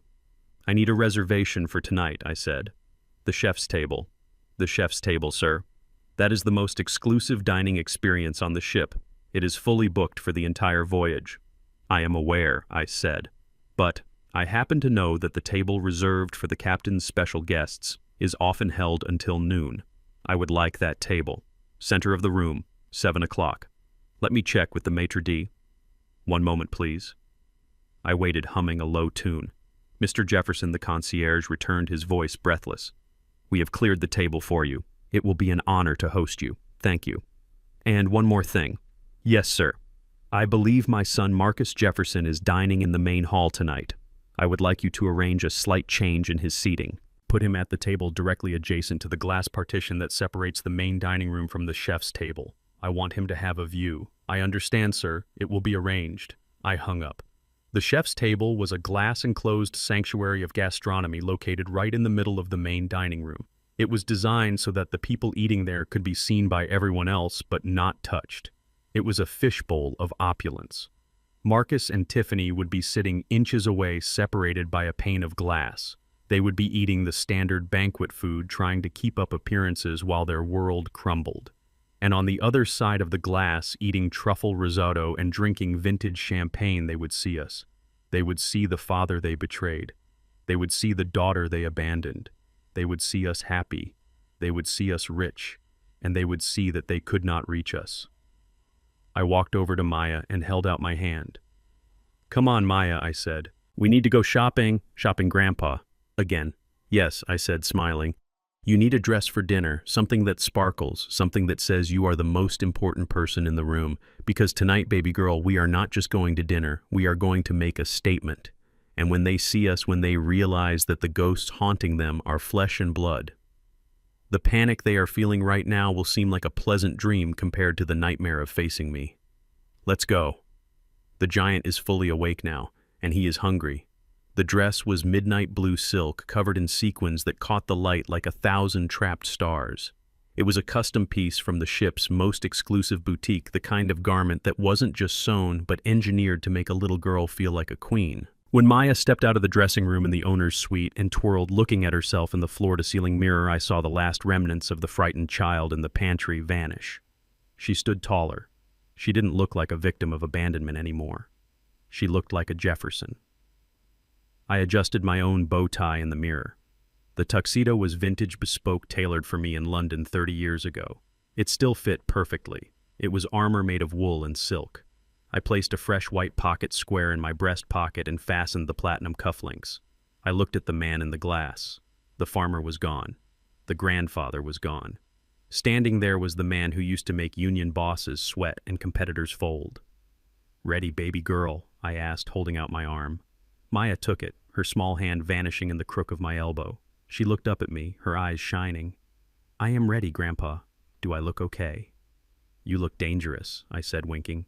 "You look like you own the place." And tonight, in a way, we did. We took the private elevator down to Deck 5. The doors opened and the hum of the captain's night spilled in. It was a sea of tuxedos and evening gowns, a parade of people trying their hardest to look important. The air smelled of expensive perfume, prime rib, and desperation. We didn't walk, we glided. The crowd parted for us not because they knew who we were, but because human beings have an instinct for power. They sensed it in the way I walked, the way I held my head, the way Maya beamed with a confidence that belied her 7 years. We approached the main dining room. It was a cavernous 2-story space filled with crystal chandeliers and the clatter of 3,000 people eating. But we weren't heading for the main floor. We were heading for the chef's table, the glass-enclosed sanctuary in the center of the room, visible to everyone but accessible to almost no one. The maitre d' saw us coming. He straightened his spine and hurried forward, bowing slightly. "Mr. Jefferson, Mrs. Jefferson, your table is ready, right this way." He led us through the velvet ropes. I could feel the eyes on us. People stopped eating to watch. They whispered, "Who is that? Is he famous? Is that a diplomat?" We passed the glass partition. And there they were. Marcus and Tiffany were seated at a table right next to the glass, just as I had arranged. They were close enough that I could see the sweat beading on Marcus's forehead, close enough to see the strain in Tiffany's smile. They were trying so hard. Marcus was wearing a rental tuxedo that was a size too big, the sleeves hanging over his hands. Tiffany was wearing a silver dress that looked flashy from a distance, but cheap up close, the kind with sequins that scratch your skin. She had her phone propped up against the centerpiece, a ring light clamped to the breadbasket. She was live. Of course she was. I stopped Maya just outside their line of sight. "Wait here for a second, sweetheart," I whispered. "Let me say hello first." I stepped closer to the glass partition, moving into the periphery of their table. Tiffany was talking to her phone, her voice pitched high and fake, performing for her audience. "Hey guys, having the most amazing captain's dinner tonight. Just look at this view. Look at this food. We are living our best life. So blessed. Just wish our little Maya was here to see it, but she is resting up, getting better. Love you, baby girl." She blew a kiss to the camera. That was my cue. I stepped fully into view, right behind her shoulder, looming over the table like a thunderhead. I didn't say a word at first. I just stood there, letting my shadow fall over her phone. Tiffany frowned, noticing the change in lighting. She turned around, annoyance flashing on her face, ready to scold a waiter for interrupting her broadcast. Her eyes met my belt buckle. She looked up past the silk cummerbund, past the perfectly starched shirt, past the black bow tie until she met my eyes. The color drained from her face so fast it looked like a physical blow. Her mouth opened, but no sound came out. Her eyes went wide, pupils dilating in sheer animal panic. Her hand, which had been adjusting her hair, went limp. The phone slipped from her fingers. It hit the edge of the table with a loud clatter, bounced off a bread plate, and crashed onto the floor. The screen cracked, but the live stream kept running, broadcasting the ceiling and the sound of her world ending. Marcus, who had been staring morosely into his wine glass, looked up at the sound. He saw Tiffany's face. He turned slowly, following her gaze. When he saw me, he choked. He literally choked. He inhaled a mouthful of cheap Merlot and started coughing violently, hacking and sputtering red wine, spraying onto the white tablecloth like blood. I smiled. It was a cold, razor-sharp smile. "Hello, children," I said, my voice smooth and carrying easily over the din of the dining room. Marcus wheezed, clutching his chest, his eyes bulging. Dad. I stepped closer, placing one hand on the back of Tiffany's chair, leaning in as if sharing a secret. "Small world, isn't it?" I said. "I must say I am surprised. I didn't know that the money I gave you for foundation repairs came with a dress code." Tiffany was trembling. Her hands were shaking so hard she had to grip the table to stop them. She looked from me to the phone on the floor, then back to me, terrified that her followers were hearing this. "Dad," Marcus gasped, wiping wine from his chin with a napkin. What are you doing here?" "Me?" I laughed dryly. "Oh, I am just taking my granddaughter out for ice cream. We decided to upgrade the venue." Granddaughter Tiffany whispered the word like a curse. I turned and extended my hand. "Maya, come say hello to your parents." Maya stepped out from behind me. She walked into the light, the sequins on her dress exploding with brilliance. She looked like a princess from a fairy tale, but her eyes were hard. She didn't look scared. She looked at them with the same cool detachment I felt. She stood next to me, holding my hand, staring at the woman who had left her in a pantry. "Hi, Mommy," Maya said. Tiffany looked at the dress. It was a designer piece, silk and tulle hand, beaded, elegant and obviously expensive. It made Tiffany's rental dress look like a costume. Tiffany stammered. "Baby, you are here." "I am here," Maya said, her voice clear and loud. Grandpa broke the window. He saved me. The people at the nearby tables had stopped eating. The silence was spreading outward from our table, a ripple effect of curiosity and scandal. Everyone was watching. Leo, who had been playing with a game under the table, crawled out to see what was happening. He stood up, brushing crumbs off his ill-fitting suit. He looked at Maya. He looked at her dress. He looked at the way she was standing tall and proud, holding my hand. He turned red, his face scrunched up in that familiar expression of spoiled outrage. "That is Maya," he screamed, pointing a finger at her. "Why is she here? Why is she wearing that?" "Hush," Leo, Marcus hissed, grabbing his son's arm. "No," Leo shouted, yanking his arm away. "It is not fair. That is a princess dress. Why does she get a princess dress? You said she was in trouble. You said she had to stay home. Why does she look better than me?" His scream echoed through the dining room. It was the perfect punctuation mark to the scene. The biological son, the golden child, screaming in jealousy because the discarded daughter was finally shining. I looked down at Leo. I didn't feel anger toward him, only pity. He was a product of their rot. "She looks better than you, Leo," I said calmly, "because she is with me. And I take care of my family." I looked back at Marcus. He was pale, sweating his rental tuxedo, looking like a straitjacket. "Enjoy your dinner, Marcus," I said. "I hear the chicken is adequate. We have a reservation at the chef's table. The truffle risotto is supposed to be excellent." I turned to Tiffany, who was still staring at her cracked phone on the floor, terrified to pick it up, terrified to see the comments rolling in. "Oh, and Tiffany," I added, "you might want to check your stream. I think you forgot to say goodbye to your fans." I offered my arm to Maya. "Shall we?" "Darling?" I asked. "Yes, Grandpa," she said, lifting her chin. "I am hungry." We turned our backs on them. We walked away, leaving them in the wreckage of their own lies. Behind us, I heard the murmur of the crowd, the whispers of judgment starting to swirl. I heard Marcus hissing at Tiffany. I heard Leo crying. We walked through the glass doors into the chef's table. The sound of the chaos outside faded instantly, replaced by the soft clinking of crystal and the hum of exclusivity. I sat Maya down at the head of the table. The waiter poured her sparkling apple cider into a champagne flute. "To us, baby girl," I said, raising my glass. Maya clinked her glass against mine, a wide, genuine smile breaking across her face. "To us, Grandpa."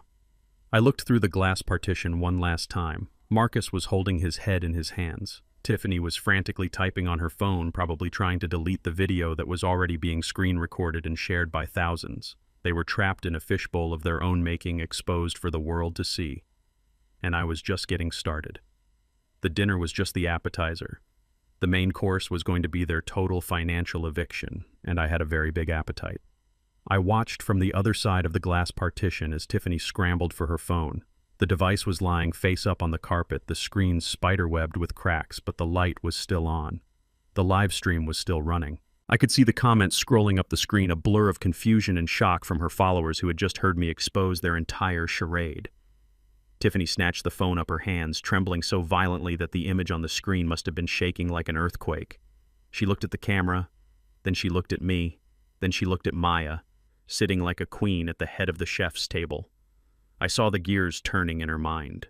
It was a desperate, frantic calculation. She knew she could not delete the video now. Too many people were watching. Too many people had heard. If she ended the stream, she would look guilty. If she ran away, she would look guilty. She had only one option left. She had to act. She had to perform the greatest role of her life.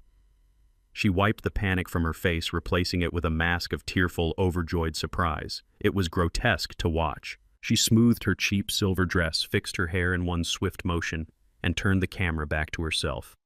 "Oh my God, you guys."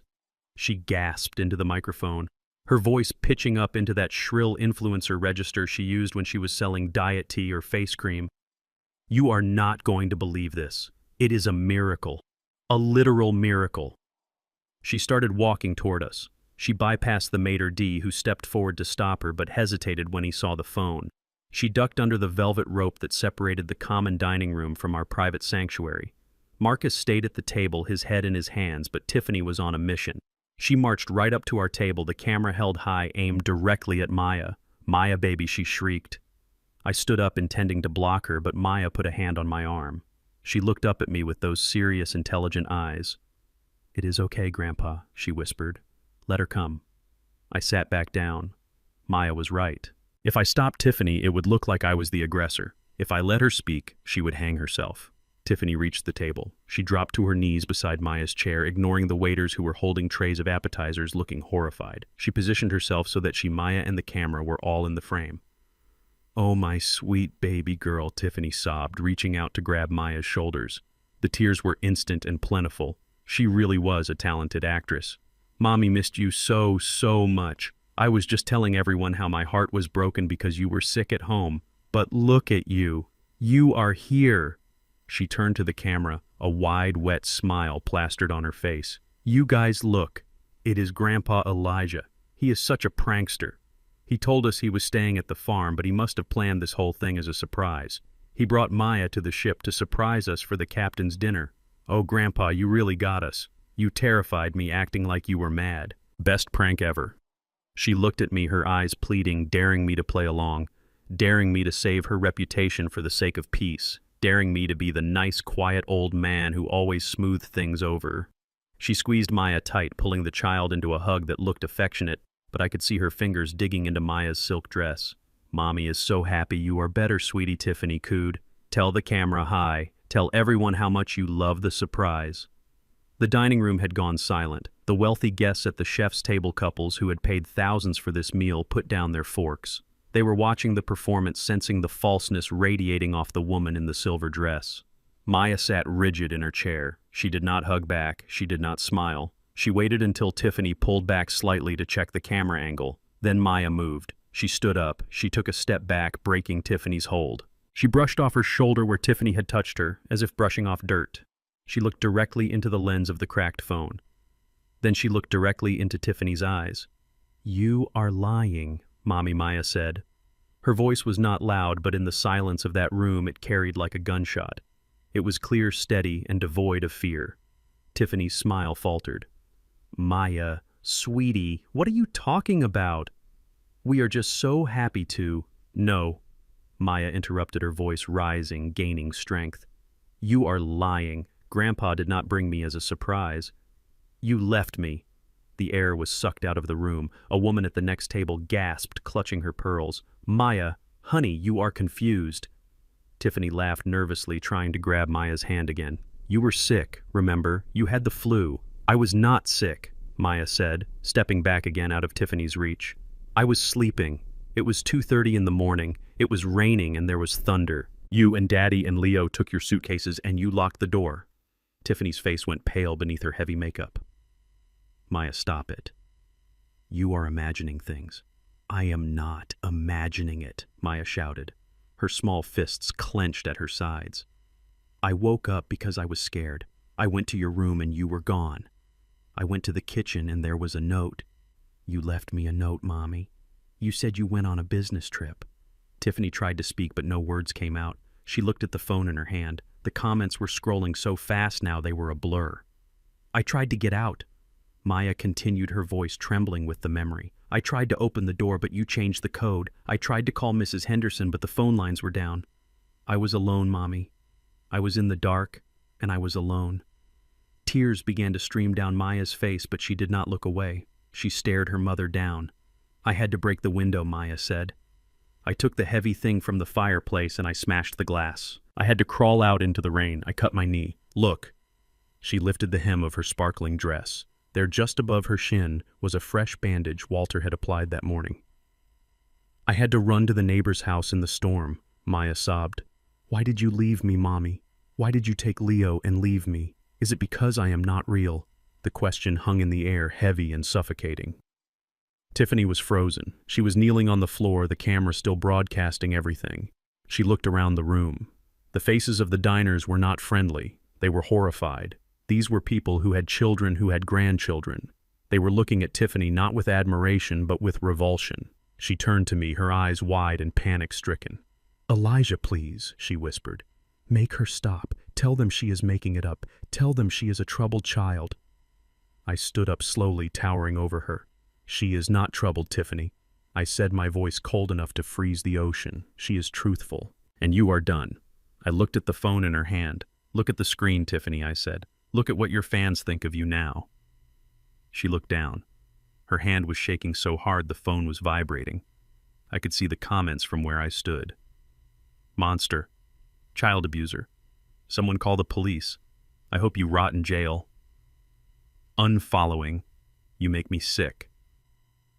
The stream of hate was endless.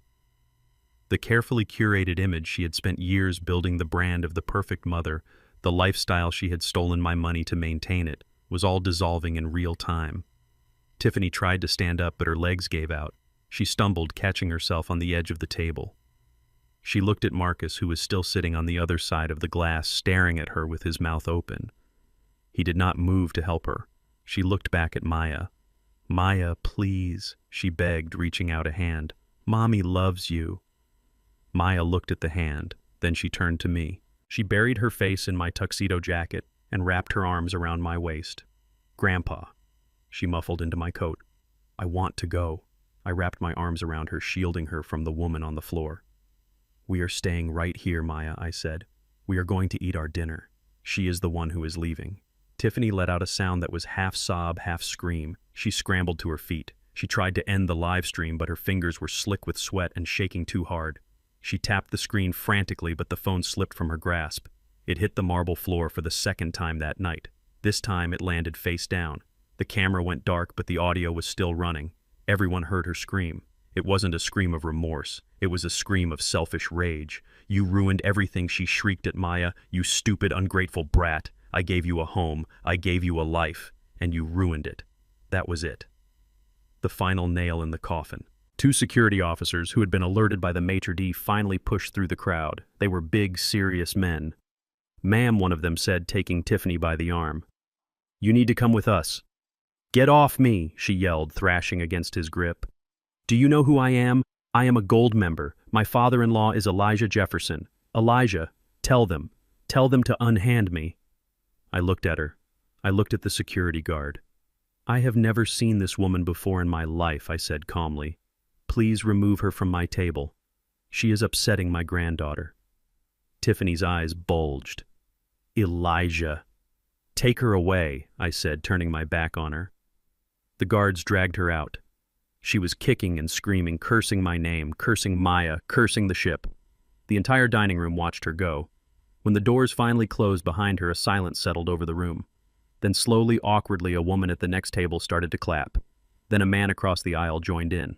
Within seconds, the entire chef's table section was applauding. They weren't applauding the drama. They were applauding Maya. They were applauding the bravery of a little girl who stood up to a monster. I sat back down. I pulled Maya onto my lap. She was shaking, but she wasn't crying anymore. "Did I do good, Grandpa?" she asked. "You did perfect, baby girl," I said, kissing the top of her head. "You told the truth, and the truth set you free." I looked through the glass partition. Marcus was gone. He had fled, slipping away while everyone was watching Tiffany. He was running back to his hole, back to the darkness, but there was nowhere to run. The ship was a cage, and I held the keys. The waiter approached, looking shaken but professional. "Mr. Jefferson," he said, clearing his throat. "I apologize for the disturbance. Would you like us to bring the first course now?" "Yes, please," I said. "And bring my granddaughter a chocolate milk. In a crystal glass." "Yes, sir." "Immediately, sir." I looked at the cracked phone still lying on the floor where Tiffany had dropped it. I could hear faint voices coming from it. The live stream was still active, broadcasting the sounds of the dining room to the world. I leaned down and picked it up. The screen was shattered, but the camera lens on the back was still intact. I turned it around so it faced me. I looked directly into the lens. "My name is Elijah Jefferson," I said to the thousands of people watching. "And if you are wondering what happens to people who hurt children in my family, stay tuned. The show is just beginning." I pressed the end button. The screen went black. I handed the broken phone to the waiter. "Throw this in the ocean for me," I said. "With pleasure, sir." I turned back to Maya. She was smiling a small, tentative smile. "I am hungry, Grandpa," she said. "Me too, baby girl," I said. "Me too." Marcus scrambled away from the table, his chair screeching against the marble floor, a sound like nails on a chalkboard that made half the room wince. He looked around wildly, his eyes darting from the diners to the waiters to me. He was a rat trapped in a corner, realizing the cat wasn't playing with him anymore. The cat was going for the throat. "Dad," he hissed, lunging toward me, his hands reaching out not to hug me but to silence me. He grabbed my arm, his fingers digging into the wool of my tuxedo jacket. His grip was clammy and desperate, the grip of a drowning man trying to pull someone else under with him. "We are leaving," Marcus whispered, his voice cracking with a mixture of rage and terror. "Right now. We are going outside to the deck. We are going to talk about this in private like men. You are making a scene, Elijah. You are embarrassing the family." I looked down at his hand on my arm that had hoisted crates on the docks of Savannah in 90-degree heat, my arm that had built the fence around the farm he grew up on. I didn't move, I just looked at his hand until he realized the difference in our strength.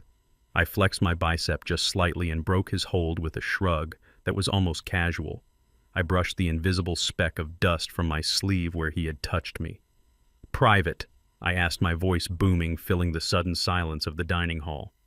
"You want privacy, Marcus? That is interesting. You didn't want privacy when you used my money to book a public cruise. You didn't want privacy when your wife live-streamed her lies to thousands of strangers online. You didn't want privacy when you left my granddaughter alone in the dark." I took a step toward him, and he took a stumbling step back, bumping into a waiter holding a tray of silver domes. "You spent my money publicly, Marcus," I said, my voice cold and hard as steel.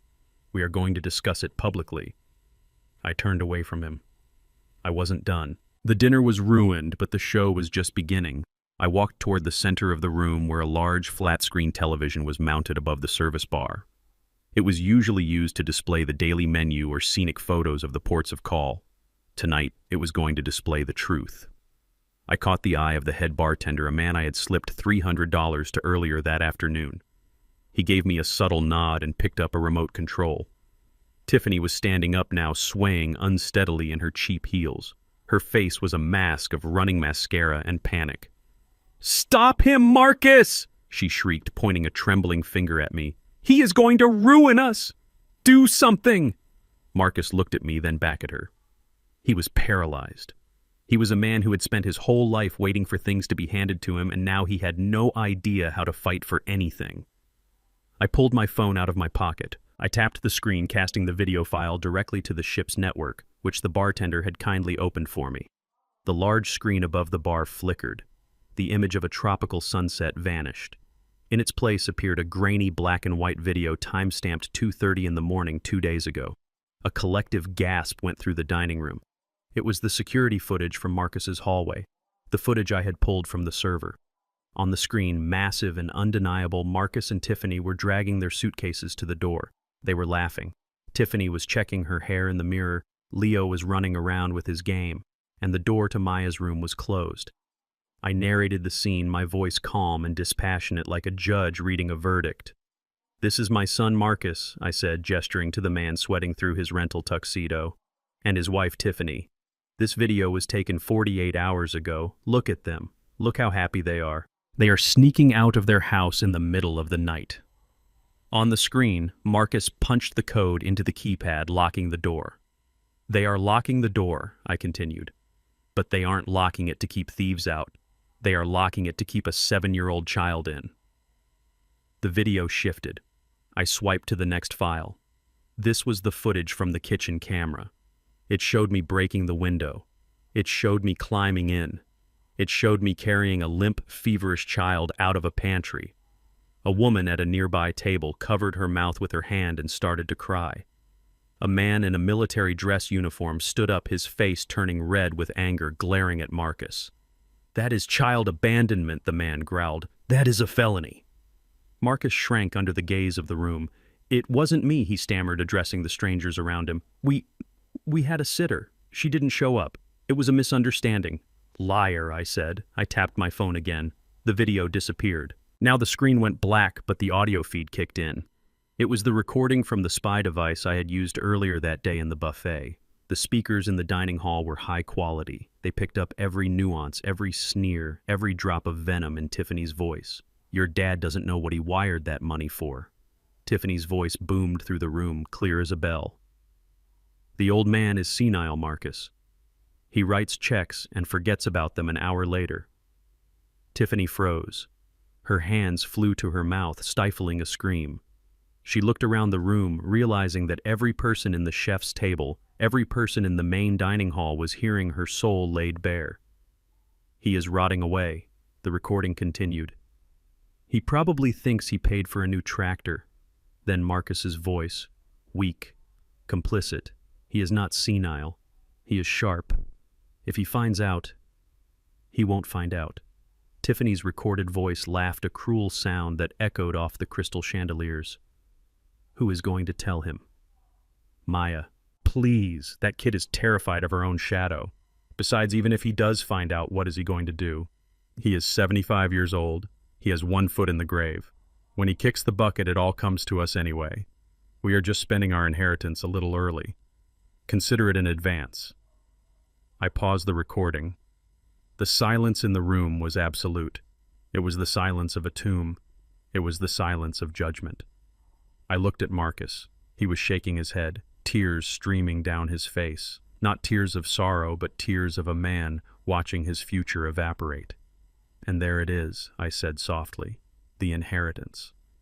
I walked back to my table where Maya was watching, wide-eyed but unafraid. She was drinking her chocolate milk, holding the glass with both hands. She looked like a judge in a sequined dress. "You wanted an advance, Marcus," I said. "You wanted to spend my money before I was in the ground.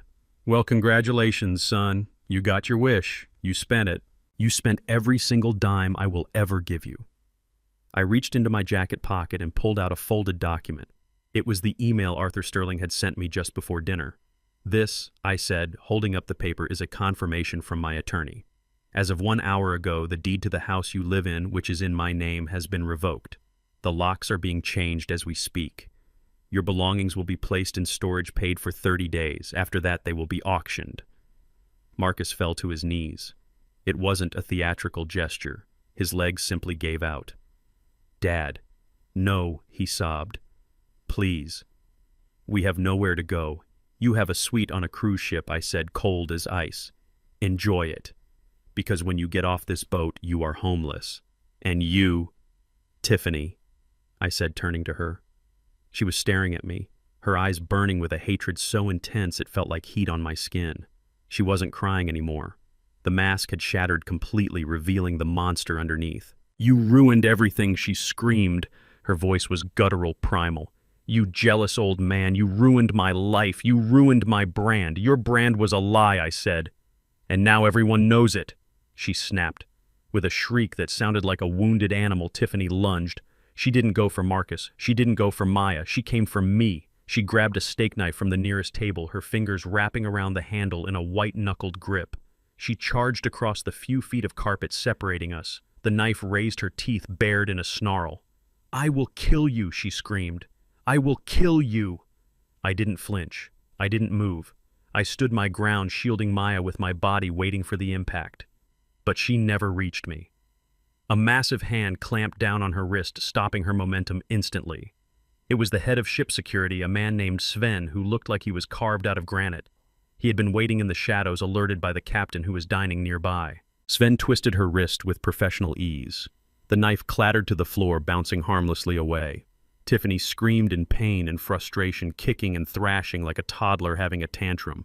"Let me go," she yelled, spitting at the guard. "He stole my money. He is the thief. Arrest him." Sven ignored her. He pinned her arms behind her back, securing her with a zip tie he pulled from his belt. Another guard stepped in, pulling Marcus up from the floor. Marcus didn't fight. He just hung his head, defeated, broken. "Get them out of here," I said, straightening my cuffs. "They are ruining my granddaughter's dinner." The guards dragged them away. Tiffany was still screaming, cursing my name, cursing the ship, cursing the world that had finally told her no. Marcus was dragged along silently, a ghost of a man. Leo was left standing there alone by the empty table, holding a bread roll, looking from his parents to me. He wasn't crying. He looked confused. He looked abandoned. I signaled to the maitre d'. "Please take the boy to the ship's youth center," I said quietly. "Make sure he is fed. Make sure he has a place to sleep. Put it on my bill." The maitre d' nodded, taking Leo's hand gently, leading him away from the scene of his parents' destruction. When the doors finally closed behind the screaming Tiffany, the room exhaled.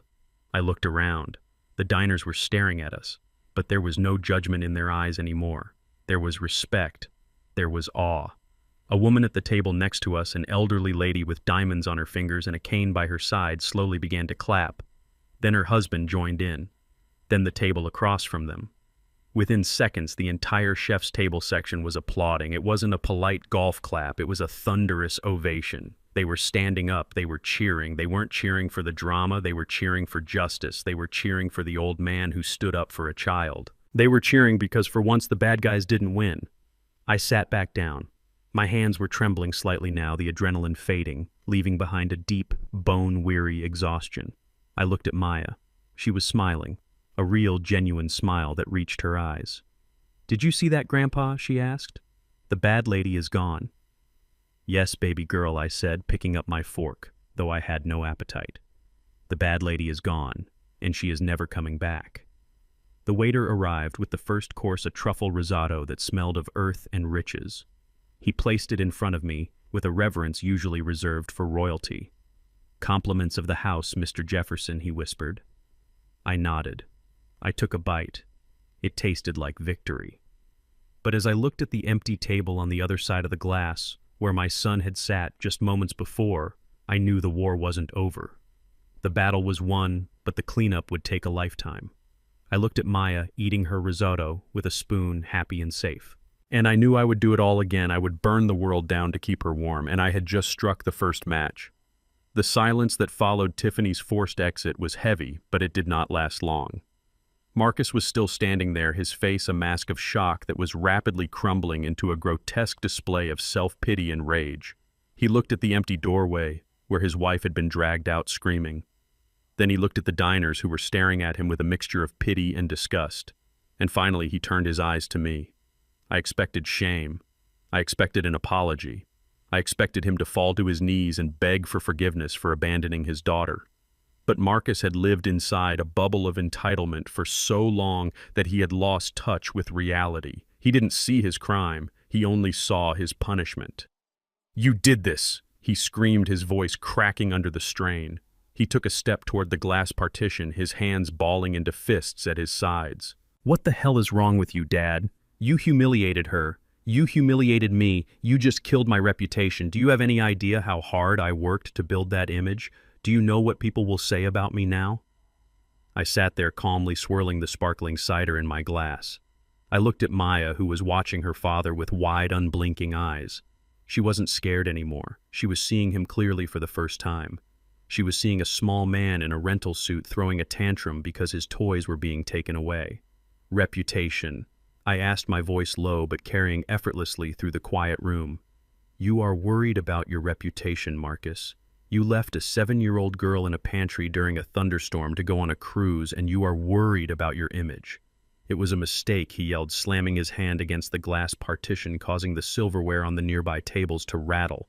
We were going to call. We were going to fix it. But you had to blow it up. You had to make a spectacle. You destroyed my life over a misunderstanding. I stood up then. I didn't rush. I unfolded my napkin and placed it on the table. I buttoned my tuxedo jacket. I walked around the table until I was standing inches from the glass face to face with my son. I didn't destroy your life, Marcus, I said. I financed it. And now the bank is closed. I reached into the inner pocket of my jacket and pulled out my phone. I unlocked it and dialed a number. I tapped the speaker icon and held the phone up so Marcus could hear, so everyone could hear.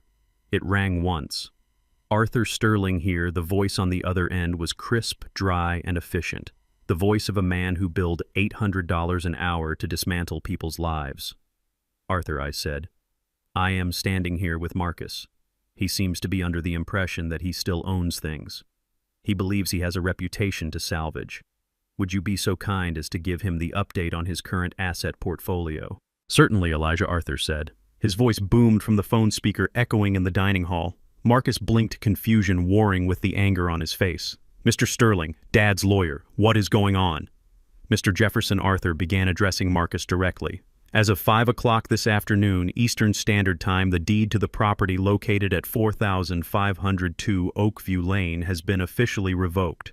Since the property was purchased by a trust in your father's name and you were merely a tenant at will, your residency has been terminated effective immediately. Marcus's mouth fell open. Terminated.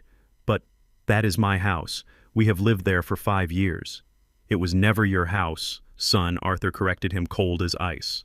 You never paid the mortgage. You never paid the taxes. You never even paid for the repairs. It was a charity housing placement, and the charity has withdrawn its support. The locks were changed an hour ago. The sheriff's department supervised the procedure to ensure the property was secured. Marcus grabbed the edge of the table, his knuckles turning white. You kicked us out. Our stuff is in there. Your personal effects are being packed by a bonded moving company as we speak. Arthur continued. They will be placed in a storage unit in industrial Atlanta. You have 30 days to pay the storage fees. If you fail to do so, the contents will be auctioned to recoup costs. This is illegal, Marcus sputtered, looking around the room for support but finding none. You can't just evict a family. We have rights. You abandoned a minor child in that property, Arthur said, his voice sharpening like a blade. Under Georgia law, that constitutes a breach of the occupancy agreement, not to mention a felony. You have no rights, Marcus, not anymore. But that was just the opening salvo. I watched as the realization began to sink in, but I wasn't done. I nodded at the phone, signaling Arthur to continue. Furthermore, Arthur said regarding the vehicle, the 2023 BMW X5 you currently drive. Marcus's eyes widened. No, not the car. The lease was co-signed by your father, Arthur explained.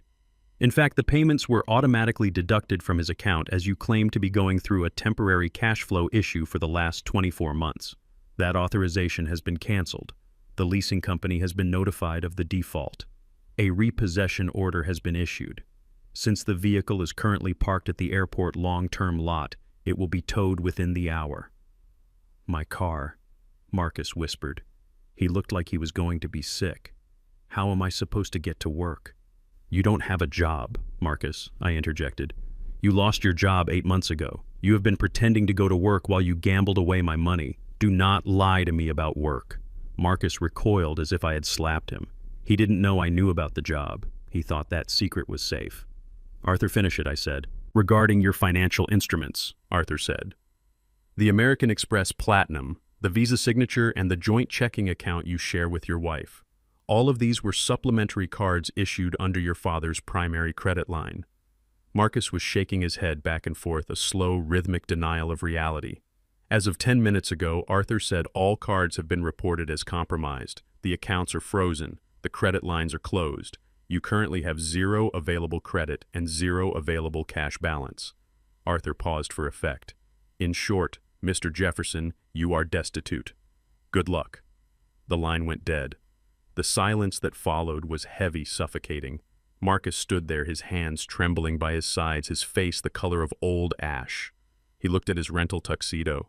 He looked at the half-eaten dinner on his table. He looked at the luxury ship around him. He realized in that moment that he was standing in the middle of the ocean surrounded by opulence, and he didn't even have a dime to make a phone call. "Dad," he whispered, his voice small and broken like a child's. "You can't do this. We are on a ship. How are we supposed to pay for anything? How are we supposed to get home?" I put my phone back in my pocket. "That sounds like a problem for a man who has money, Marcus," I said. "You don't have money. You have consequences." Just then a waiter approached Marcus's table. He was holding a small black leather folder and a portable credit card machine. He looked uncomfortable but determined. "Excuse me, sir," the waiter said, stepping into the heavy silence. "I apologize for the interruption, but we received a notification from the bursar's office. The credit card on file for your stateroom, it has been declined." Marcus stared at the waiter. "Try it again," he croaked. "It must be a mistake." "We have tried it 3 times, sir," the waiter said loud enough for the nearby tables to hear. "We also tried your wife's card. Both have been flagged as inactive. We need an alternative form of payment immediately to cover the cost of the cruise, the onboard purchases, and this dinner. The total outstanding balance is $15,400. $15,000. Marcus wheezed. "Plus gratuity," the waiter added. Marcus patted his pockets frantically. He pulled out a leather wallet. He opened it. It was full of plastic cards. He pulled out a Visa. "Try this one," he said, his hand shaking so bad he dropped it on the table. The waiter picked it up and inserted it into the machine. We all watched. Maya watched. The diners watched. Even the maitre d' watched. The machine beeped. A harsh, dissonant sound. "Declined," the waiter said, showing him the screen. "Try the Amex." Marcus pleaded, pulling another card. Beep. Declined. The MasterCard. Beep. Declined. Marcus emptied his wallet onto the table. He was sweating profusely now, sweat dripping down his nose onto the white tablecloth. He looked like a desperate gambler trying to find one last chip. "None of them work." "Marcus," I said, my voice calm. "I told you." I cut the cord. Marcus looked up at me. His eyes were red, his expression wild. "You stranded us," he whispered. "You stranded us in the middle of the ocean. We have no home. We have no car. We have no money. We are homeless." I leaned in close so only he could hear me, though I knew the microphone I had planted was likely picking it up for posterity. "You are not homeless, Marcus," I said. "You are just experiencing the lifestyle you can actually afford." 0. Marcus sank into his chair, burying his face in his hands. A sob escaped him, a wretched sound of self-pity. The waiter looked at me, then back at Marcus. "Sir, if you cannot pay, I will have to call security. The ship's policy is very strict regarding unpaid balances." Marcus didn't answer. He just cried. I looked at the waiter. "Do what you have to do, son," I said. 2 security guards, the same ones who had dragged Tiffany away, appeared at the entrance of the dining room. They walked toward Marcus with purpose. Maya tugged on my sleeve. "Grandpa?" she asked softly. "Is Daddy going to jail too?" "Not jail, baby girl," I said, "but he is going to the brig. It is like a timeout for adults who make very bad choices." The guards reached the table. "Sir," one of them said, placing a hand on Marcus's shoulder, "you need to come with us." Marcus stood up slowly. He looked broken. He looked defeated. He looked at me one last time, hoping for a reprieve, hoping for his father to swoop in and write a check like I had done 1,000 times before. "Dad, please," he mouthed. I looked at him. I looked at the man who chose a vacation over his daughter. I looked at the man who let his wife abuse my granddaughter. I picked up my glass of champagne. "Bon voyage, Marcus," I said. The guards led him away. He didn't fight. He dragged his feet, walking toward the exit, his head hung low. He walked past the tables of whispering diners, past the buffet he could no longer afford, past the life he had stolen. He was a homeless man in a tuxedo, walking the plank of his own making. I turned back to Maya. The show was over. The bad actors had been removed from the stage. "Now, baby girl," I said, signaling for the waiter to bring the dessert menu. "How about that ice cream?" Maya smiled. The first real unburdened smile I had seen in days. "Yes, please, Grandpa." "With sprinkles." "You got it," I said. The financial guillotine had fallen. The blade was sharp and the cut was clean. My son was gone.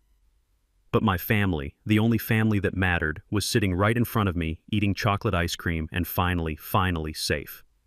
The dining room of the Royal Caribbean ship had transformed from a sanctuary of fine dining into a theater of the absurd. Marcus was gone, led away by security like a common thief. but Tiffany remained, and she was about to deliver her encore performance.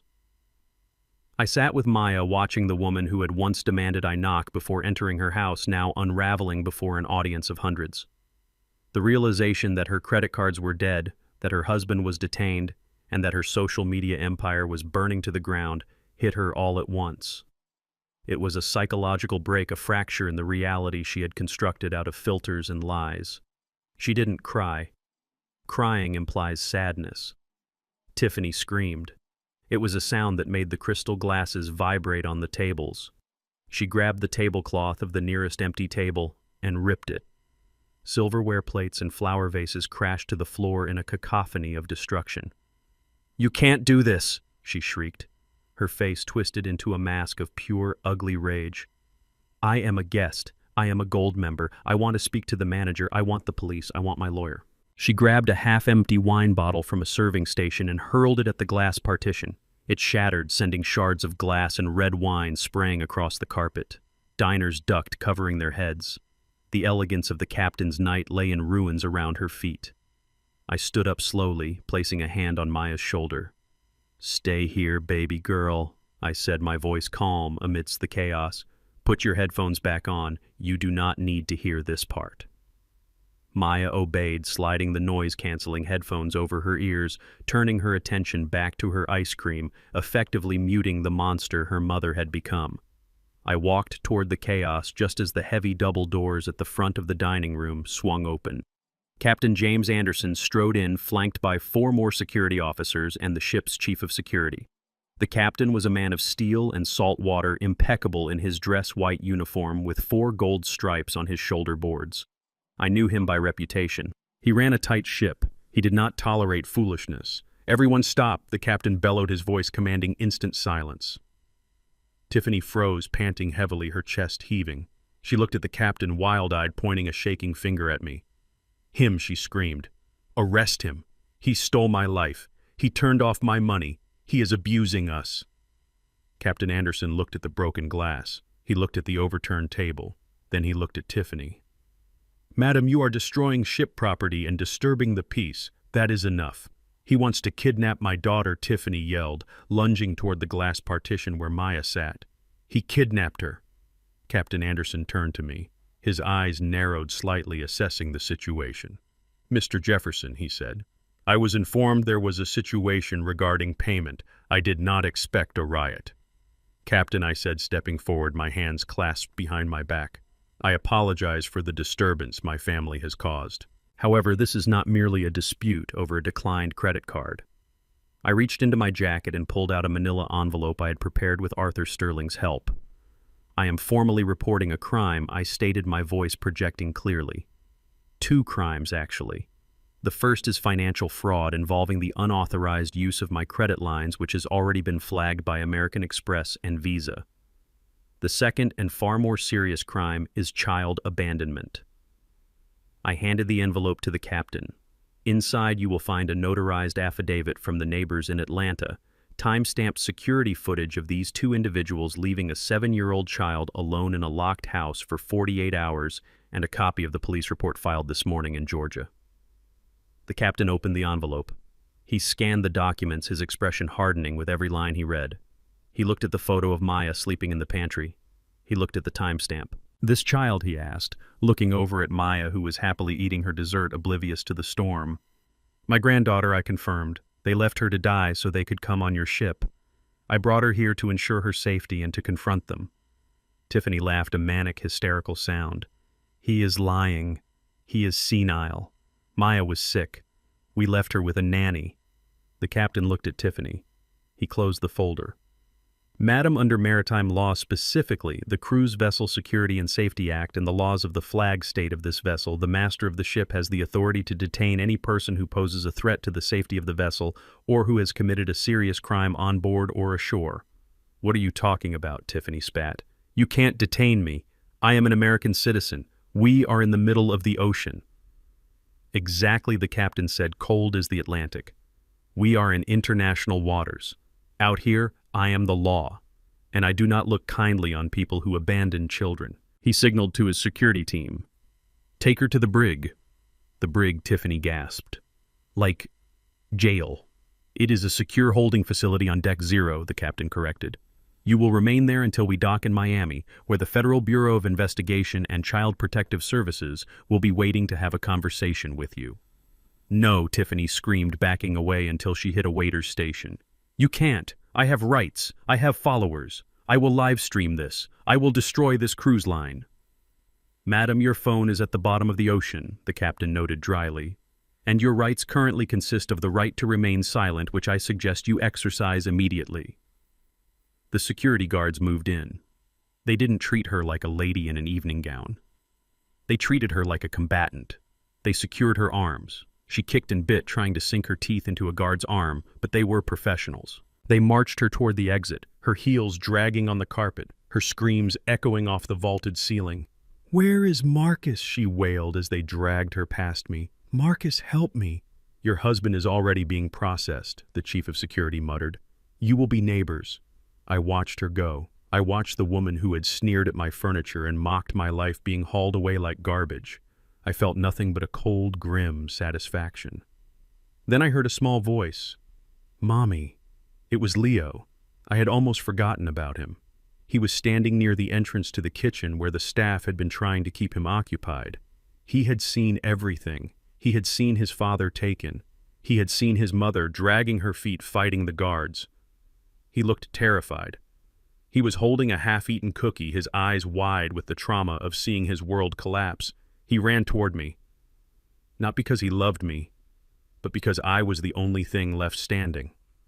"Grandpa," he cried, grabbing my leg. Bing. "Where are they taking Mommy?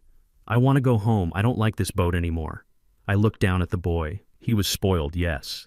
He was mean to Maya, yes. But he was 8 years old. He was a victim of his parents just as much as Maya was.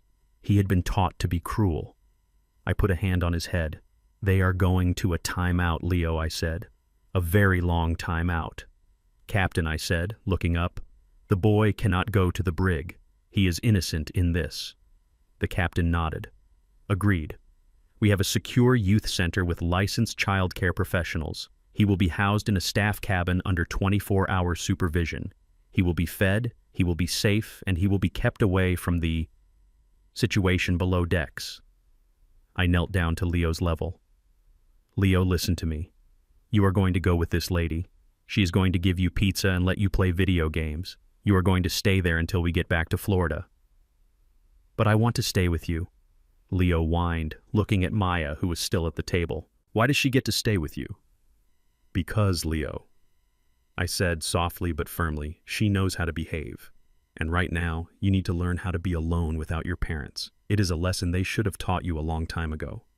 I signaled to the youth staff member who had accompanied the security team. She stepped forward, offering a hand to Leo. "Come on, sweetie," she said. "We have ice cream, too." Leo looked at me, then at the nice lady, then back at the empty doorway where his parents had vanished. He realized he had no choice. He took her hand, his shoulders slumping in defeat. I watched him walk away. It was a mercy. He would be safe, but he would be separated from the toxicity of his parents for the first time in his life. Maybe there was hope for him yet. The dining room was quiet now. The show was over. The waiters were already sweeping up the broken glass and replacing the tablecloths. The orchestra in the corner struck up a hesitant waltz, trying to restore normalcy. Captain Anderson turned to me. He extended a hand. "Mr. Jefferson, I apologize for the disruption to your evening. The bill for the damages will be added to your son's outstanding balance." I shook his hand. "Thank you, Captain. I assume there will be a hearing when we dock." "Yes. The authorities have already been notified. We sent the digital evidence you provided ahead to the Miami field office. They will meet the ship." "Good," I said. The captain tipped his hat and walked away, followed by his entourage. I stood there for a moment, alone in the center of the room. I straightened my tie. I brushed a piece of lint from my lapel. I walked back to the table. Maya had taken her headphones off. She looked up at me. "Is the bad lady in the dungeon?" she asked. "Something like that baby girl," I said. "She is in a room with no windows, just like the pantry." Maya nodded, solemn and satisfied. "Good. She should think about what she did." I offered her my arm. "Come on, Maya," I said. "I think we have had enough excitement for one dinner. Let's go back to our suite. I believe there is a movie on the TV and room service makes excellent popcorn." We walked out of the dining room. We didn't leave through the side door, we walked right up the grand staircase that centered the atrium. I paused at the top of the stairs and looked down. Below me, the ship was a hive of activity people drinking, gambling, and dancing, oblivious to the tragedy and justice that had just played out. But deep below the waterline in the steel belly of the ship, Marcus and Tiffany were sitting in a cold metal cell, listening to the hum of the engines, realizing that their vacation was over and their life sentence had just begun. I looked at them in my mind's eye, and I felt no pity. I squeezed Maya's hand. "Let's go upstairs," I said. "The view is better from the top."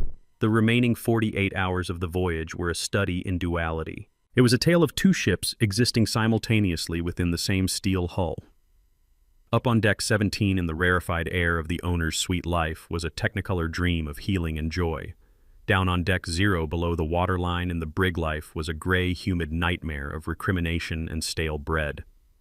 I made sure Maya experienced everything she had been denied. We didn't just go to the pool, we conquered it. I sat in a cabana wearing my linen shirt and watching over her like a sentinel while she splashed in the water with other children. For the first few hours, she kept looking over her shoulder, expecting Tiffany to appear and scold her for ruining her hair, or Marcus to tell her she was being too loud. But they never came.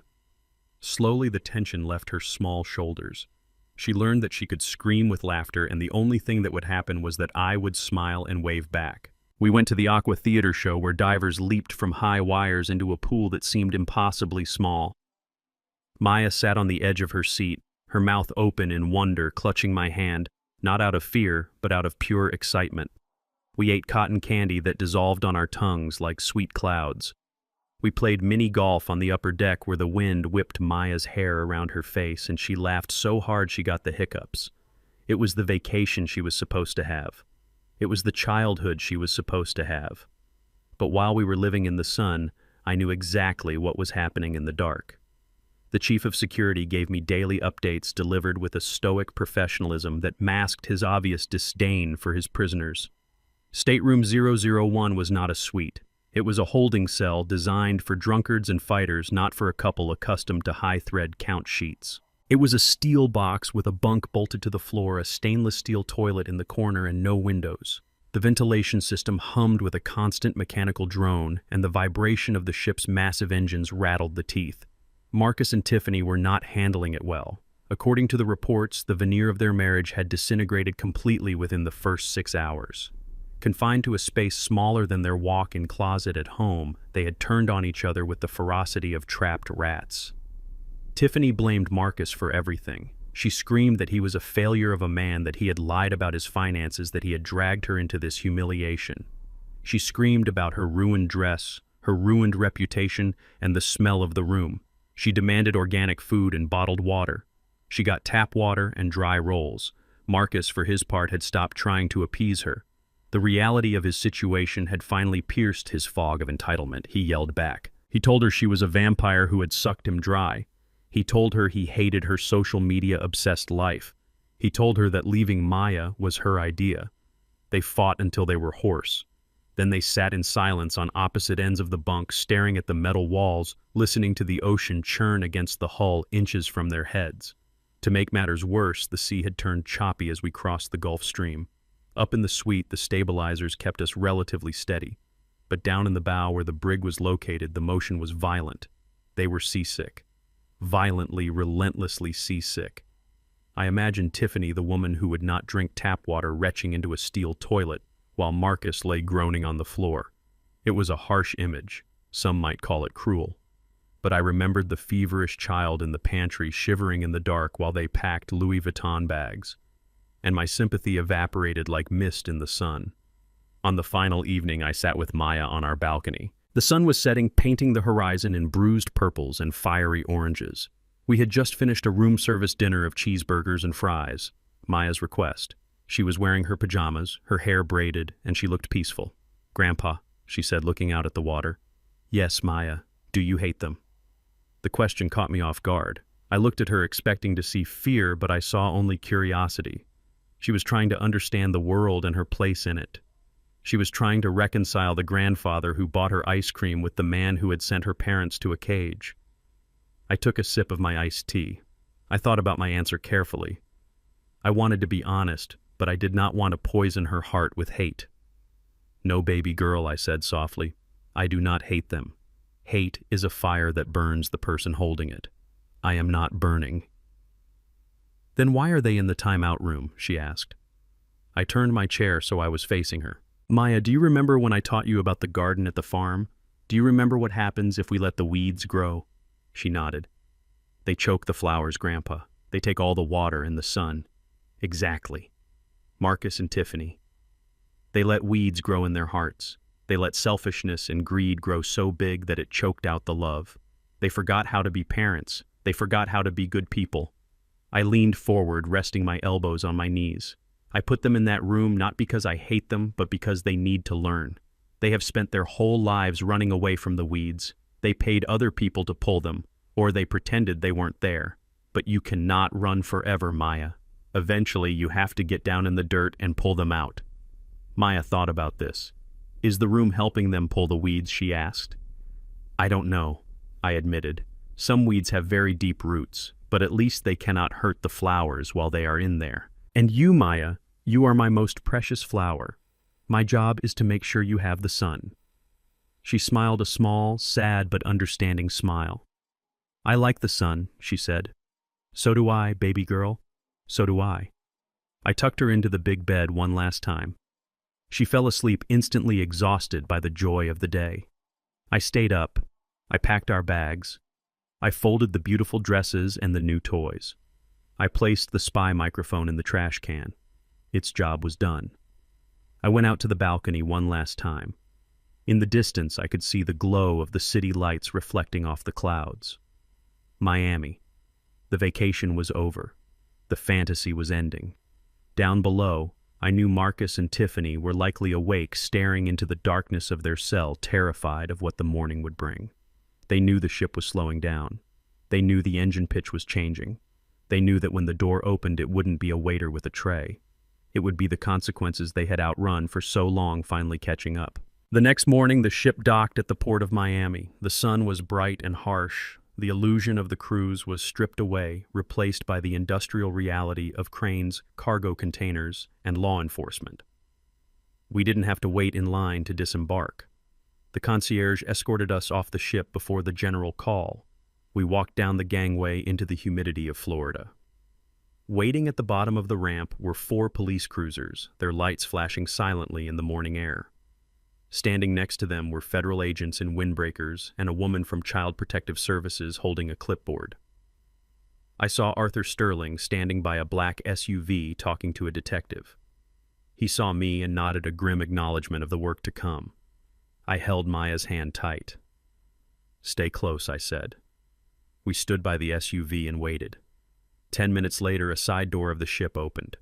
It wasn't the guest exit, it was the crew gangway.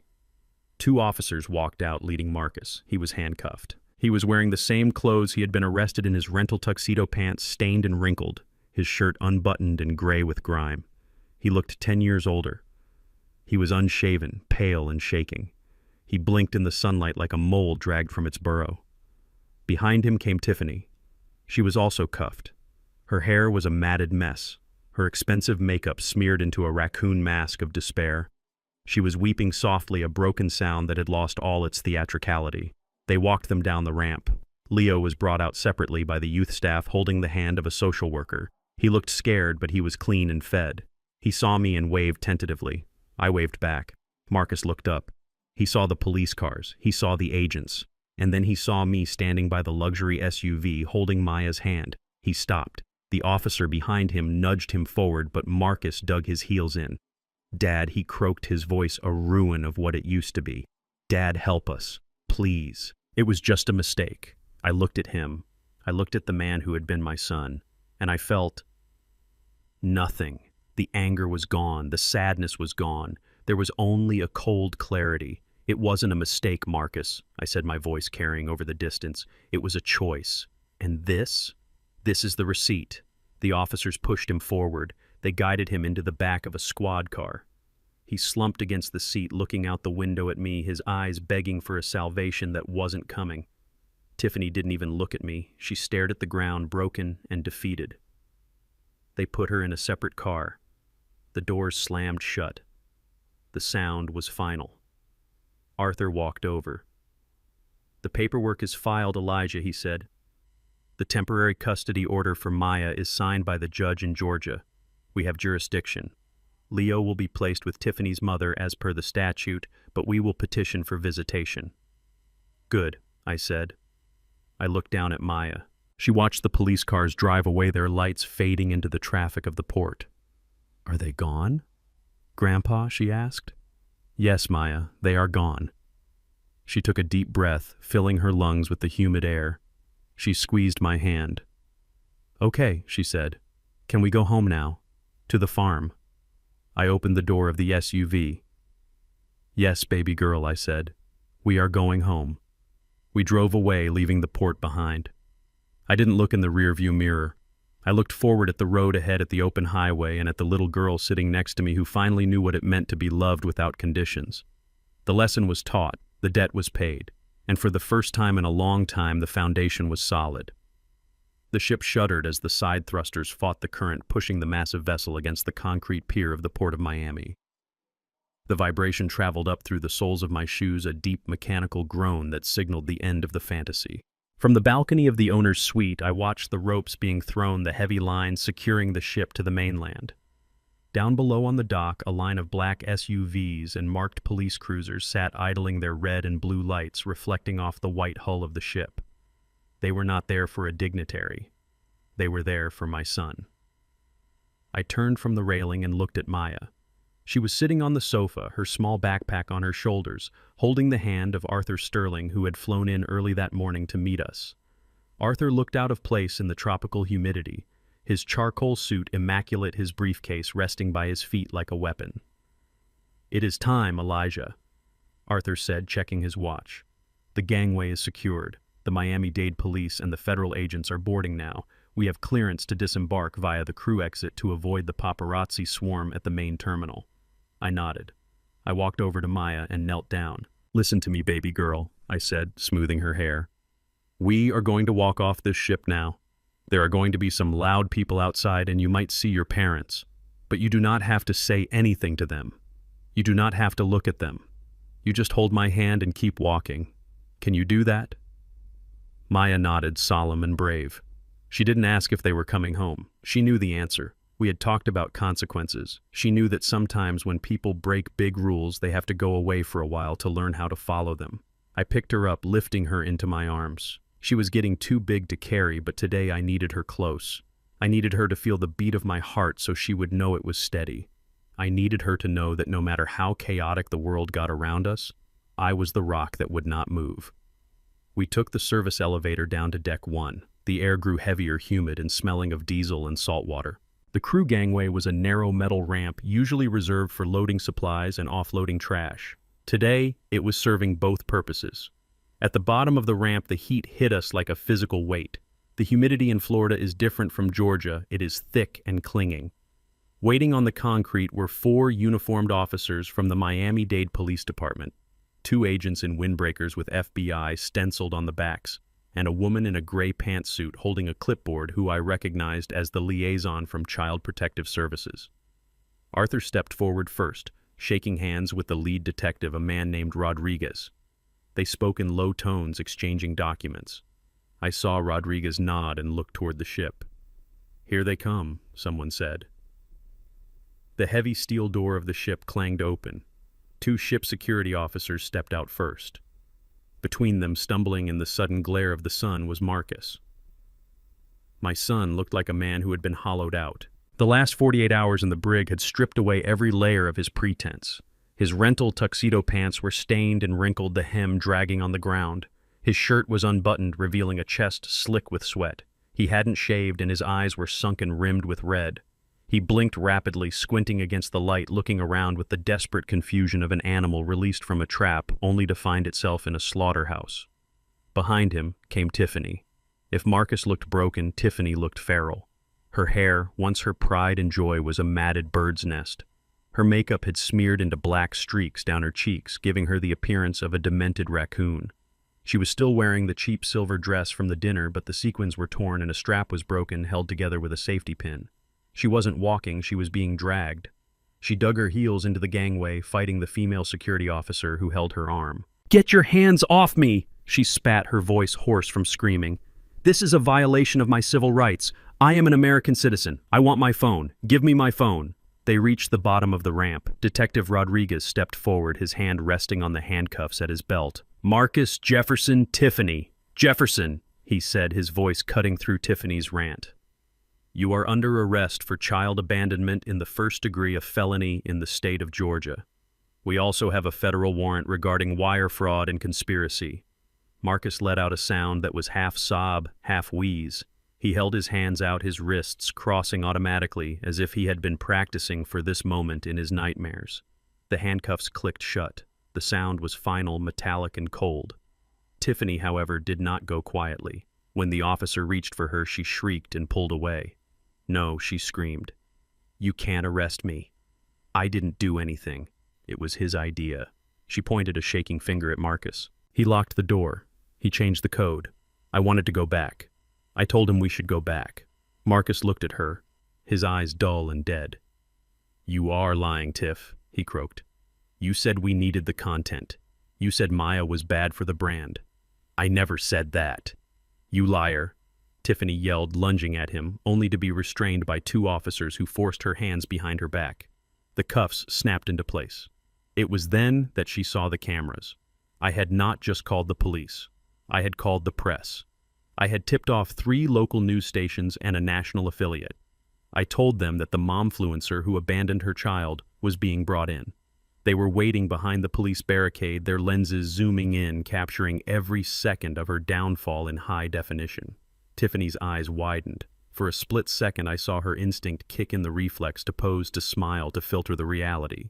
She straightened her spine. She tried to toss her matted hair, but then she saw me. I was standing 10 feet away, holding Maya. I was wearing my suit pristine and untouched by the heat. I was looking at her with the dispassionate gaze of a judge who has already signed the sentence. The facade cracked.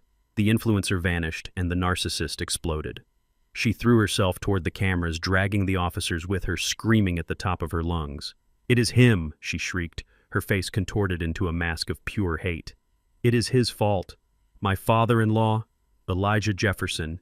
He set us up." The reporters shouted questions, their microphones thrust forward like spears. "Ms. Jefferson, did you leave your daughter alone? Is it true you went on a cruise while she was locked in a pantry?" "He is the devil," Tiffany screamed, ignoring the questions, desperate to control the narrative one last time. "He is rich. He has millions he never told us about. He paid people to lie. He hacked our security system. He trapped us on that boat. He is a monster. He hates me because I am white. He hates me because I am beautiful. He planned this whole thing to steal my daughter." She looked directly into the camera lens, her eyes wild. "He is the devil. Do you hear me? That old man is the devil." The press turned their cameras toward me. They saw a 75-year-old black man holding a little girl. They saw the quiet dignity in my posture. They saw the way Maya clung to my neck, burying her face to hide from the woman screaming her name. "Mr. Jefferson," a reporter called out, "do you have a response to her allegations? She says you orchestrated this. She says you are evil. I could have walked away. I could have let her ranting speak for itself. But I knew how the world worked. Silence is often mistaken for guilt.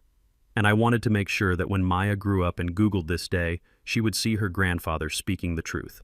I handed Maya to Arthur, who took her gently and stepped back, shielding her with his body. I adjusted my cuffs. I stepped forward into the circle of microphones. I did not raise my voice. I did not scream. I spoke with the gravelly resonance of a man who has spent a lifetime commanding respect. I looked straight at Tiffany, who was panting in the grip of the officers. Then I looked at the cameras. "A devil," I asked, calmly letting the word hang in the humid air. I pointed a finger at the ship, the massive white monument to excess that loomed behind us. "A devil is not someone who exposes the truth. A devil is a person who looks at a 7-year-old child, a child who has already lost her first family, and decides that a vacation is more important than her life." I paused, letting the cameras zoom in on my face.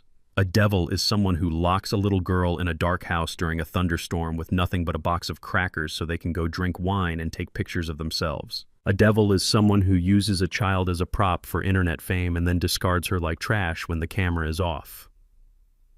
I turned back to Tiffany. Her mouth was open, but she had no words left. The truth was, a physical weight pressing her down. If protecting my granddaughter from monsters makes me a devil, then I will gladly burn in hell, I said. But I will burn knowing she is safe. And you, Tiffany, you will just burn. I turned my back on her. Get them out of here, detective, I said over my shoulder. The officers shoved Marcus and Tiffany into the back of separate squad cars. As the doors slammed, shutting off Tiffany's renewed screaming, the silence that fell over the dock was heavy and final. I walked back to Arthur and took Maya into my arms. She looked at me, her eyes wide. Is she gone, Grandpa? She asked. She is gone, baby girl, I said. The police cars peeled away, sirens wailing, fading into the distance, taking the toxicity out of our lives. Arthur handed me the keys to the rental SUV he had arranged. The hearing is set for next Tuesday in Atlanta, he said. I have already filed for emergency permanent custody. With this footage and the arrest records, it will be a formality. Thank you, Arthur, I said. I opened the back door of the SUV and buckled Maya into her booster seat. She looked tired but relieved. The tension that had held her small body rigid for days was finally dissolving. Grandpa, she said as I got into the driver's seat. Yes, Maya, you called yourself a devil. I looked at her in the rear-view mirror. I smiled a tired, gentle smile. Only to the bad guys, Maya. To you, I am just Grandpa. She smiled back. Can we go home now? She asked. To the farm. I miss the chickens. I started the engine. The air conditioning kicked in, cooling the sweat on my brow. Yes, Maya, I said, putting the car in gear. We are going home, and we are never looking back. The courtroom in downtown Atlanta smelled of floor wax and old wood, but beneath that clean scent lingered the heavy, suffocating odor of desperation. It had been 30 days since the ship docked in Miami. 30 days since I watched my son and his wife hauled away in handcuffs. They were out on bail now, the money posted by Tiffany's mother, who had mortgaged her own condo to pay the bond.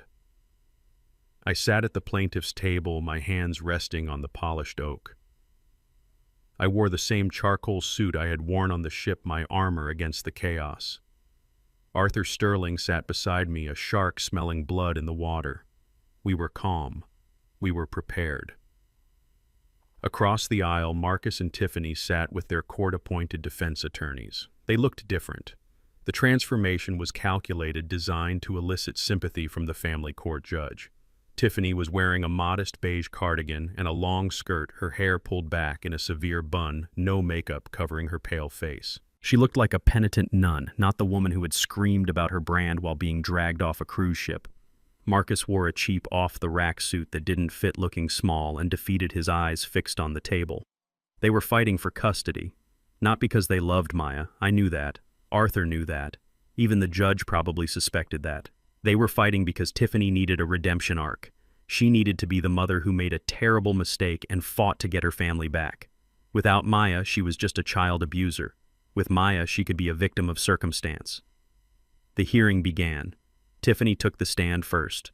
Her performance was Oscar-worthy. She cried on cue. She dabbed her eyes with a tissue. She spoke in a soft, trembling voice that forced the stenographer to lean forward. Your Honor, she whispered, looking at Judge Reynolds, a stern woman with gray hair and zero tolerance for nonsense. I know what I did looks bad. I know leaving Maya was a lapse in judgment. But I was under so much pressure. The internet. It demands perfection. I got lost in it.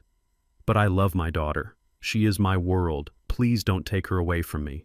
I made a mistake, but I am a good mother. Her lawyer, a young public defender who looked exhausted, tried to paint a picture of a stressed-out mom who made one bad decision. One bad decision, I thought. Locking a 7-year-old in a pantry for 2 days is not a decision. It is a sentence. Then it was Arthur's turn. He didn't ask her about the cruise. He didn't ask her about the pantry. He stood up, buttoned his jacket, and walked toward the witness stand, holding a single tablet computer.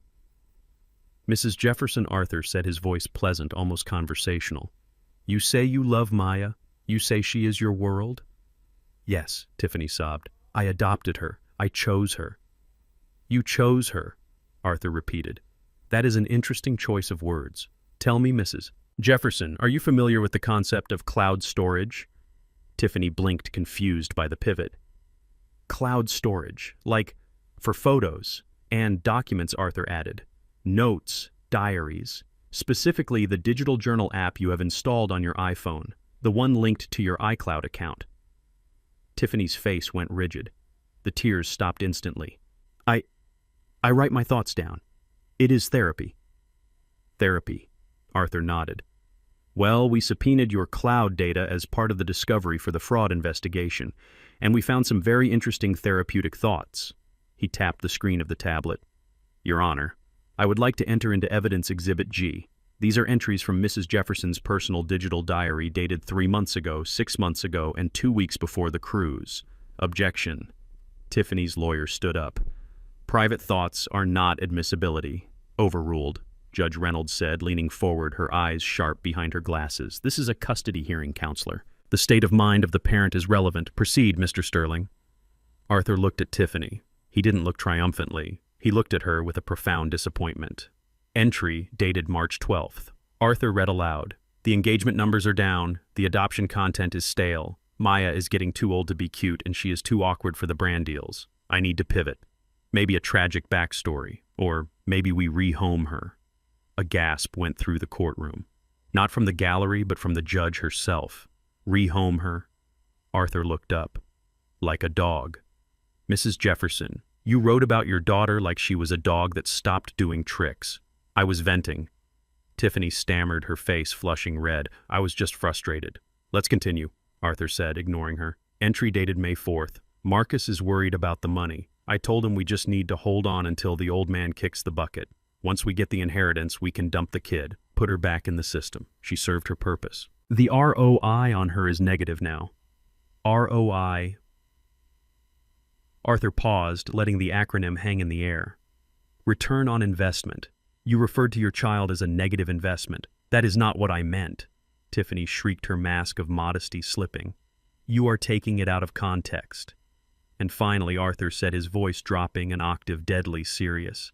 Entry dated 2 weeks ago, just before you booked the cruise. He looked directly at Tiffany. If we leave her behind, maybe something happens. Accidents happen. If she disappears, the sympathy followers would be huge. We could monetize the grief. It would save us a fortune in school fees. The courtroom was silent. Absolute dead silence. It was the silence of people realizing they were in the presence of something truly evil. Tiffany wasn't crying anymore. She was staring at Arthur with the eyes of a trapped animal. That was a dark thought, she whispered. Everyone has dark thoughts. I didn't mean it. I didn't do it. You left her in a locked house with no food, Arthur said. You created the accident, Mrs. Jefferson. You set the stage. You were just waiting for the curtain to fall. Arthur turned to the judge. Your Honor, this woman did not make a mistake. She made a business plan. She acquired a child for profit, and when that profit dried up, she planned an exit strategy that involved the child's erasure. She is not a mother. She is a predator. Tiffany looked at the judge. She looked at her lawyer, who had put his head in his hands. She looked at Marcus. Marcus was staring at her. He looked horrified. He hadn't known. I could see it in his face. He knew she was greedy. He knew she was vain, but he didn't know she had written it down. He didn't know she had planned to discard Maya like a used prop. You wrote that, Marcus whispered, his voice echoing in the quiet room. You wrote that you wanted her to disappear. Tiffany turned on him, snapping like a viper. Shut up, Marcus. I did it for us. I did it for the money. You wanted the money too. I didn't want her dead, Marcus yelled, standing up and knocking his chair over. I wanted a vacation. I didn't want to kill her. Sit down, Mr. Jefferson. Judge Reynolds barked, pounding her gavel. Marcus collapsed back into his chair, sobbing into his hands. It was the sound of a man realizing he had sold his soul to the devil and got a bounced check in return. Judge Reynolds looked at them. She looked at the tablet Arthur had placed on her bench. She took off her glasses and rubbed the bridge of her nose. I have heard enough, she said quietly. She put her glasses back on. Her eyes were hard as flint. In my 20 years on the bench, I have seen negligence. I have seen addiction. I have seen cruelty. But I have never seen such a calculated commodification of a human life. She looked at Tiffany. Mrs. Jefferson, you are devoid of maternal instinct. You are a danger to any child in your care. She looked at Marcus. And you, Mr. Jefferson. You stood by. You enabled. You funded. You are just as guilty because you let it happen. You chose your wife over your child. The judge picked up her pen. The court hereby terminates the parental rights of Marcus and Tiffany Jefferson effective immediately. This termination applies to the adopted child Maya Jefferson and the biological child Leo Jefferson." "No," Tiffany screamed, standing up. "You can't take Leo. He is mine. He is my blood. You forfeit your blood rights when you prove yourself capable of such monstrosity," the judge said, her voice rising. "Leo will be placed in the permanent custody of his maternal grandmother, who has petitioned the court and has been vetted by CPS." And regarding Maya Jefferson, the judge continued, turning her eyes to me. "I grant full permanent legal guardianship to Mr. Elijah Jefferson." I let out a breath I didn't know I was holding. My shoulders slumped. It was over. She was safe. She was mine.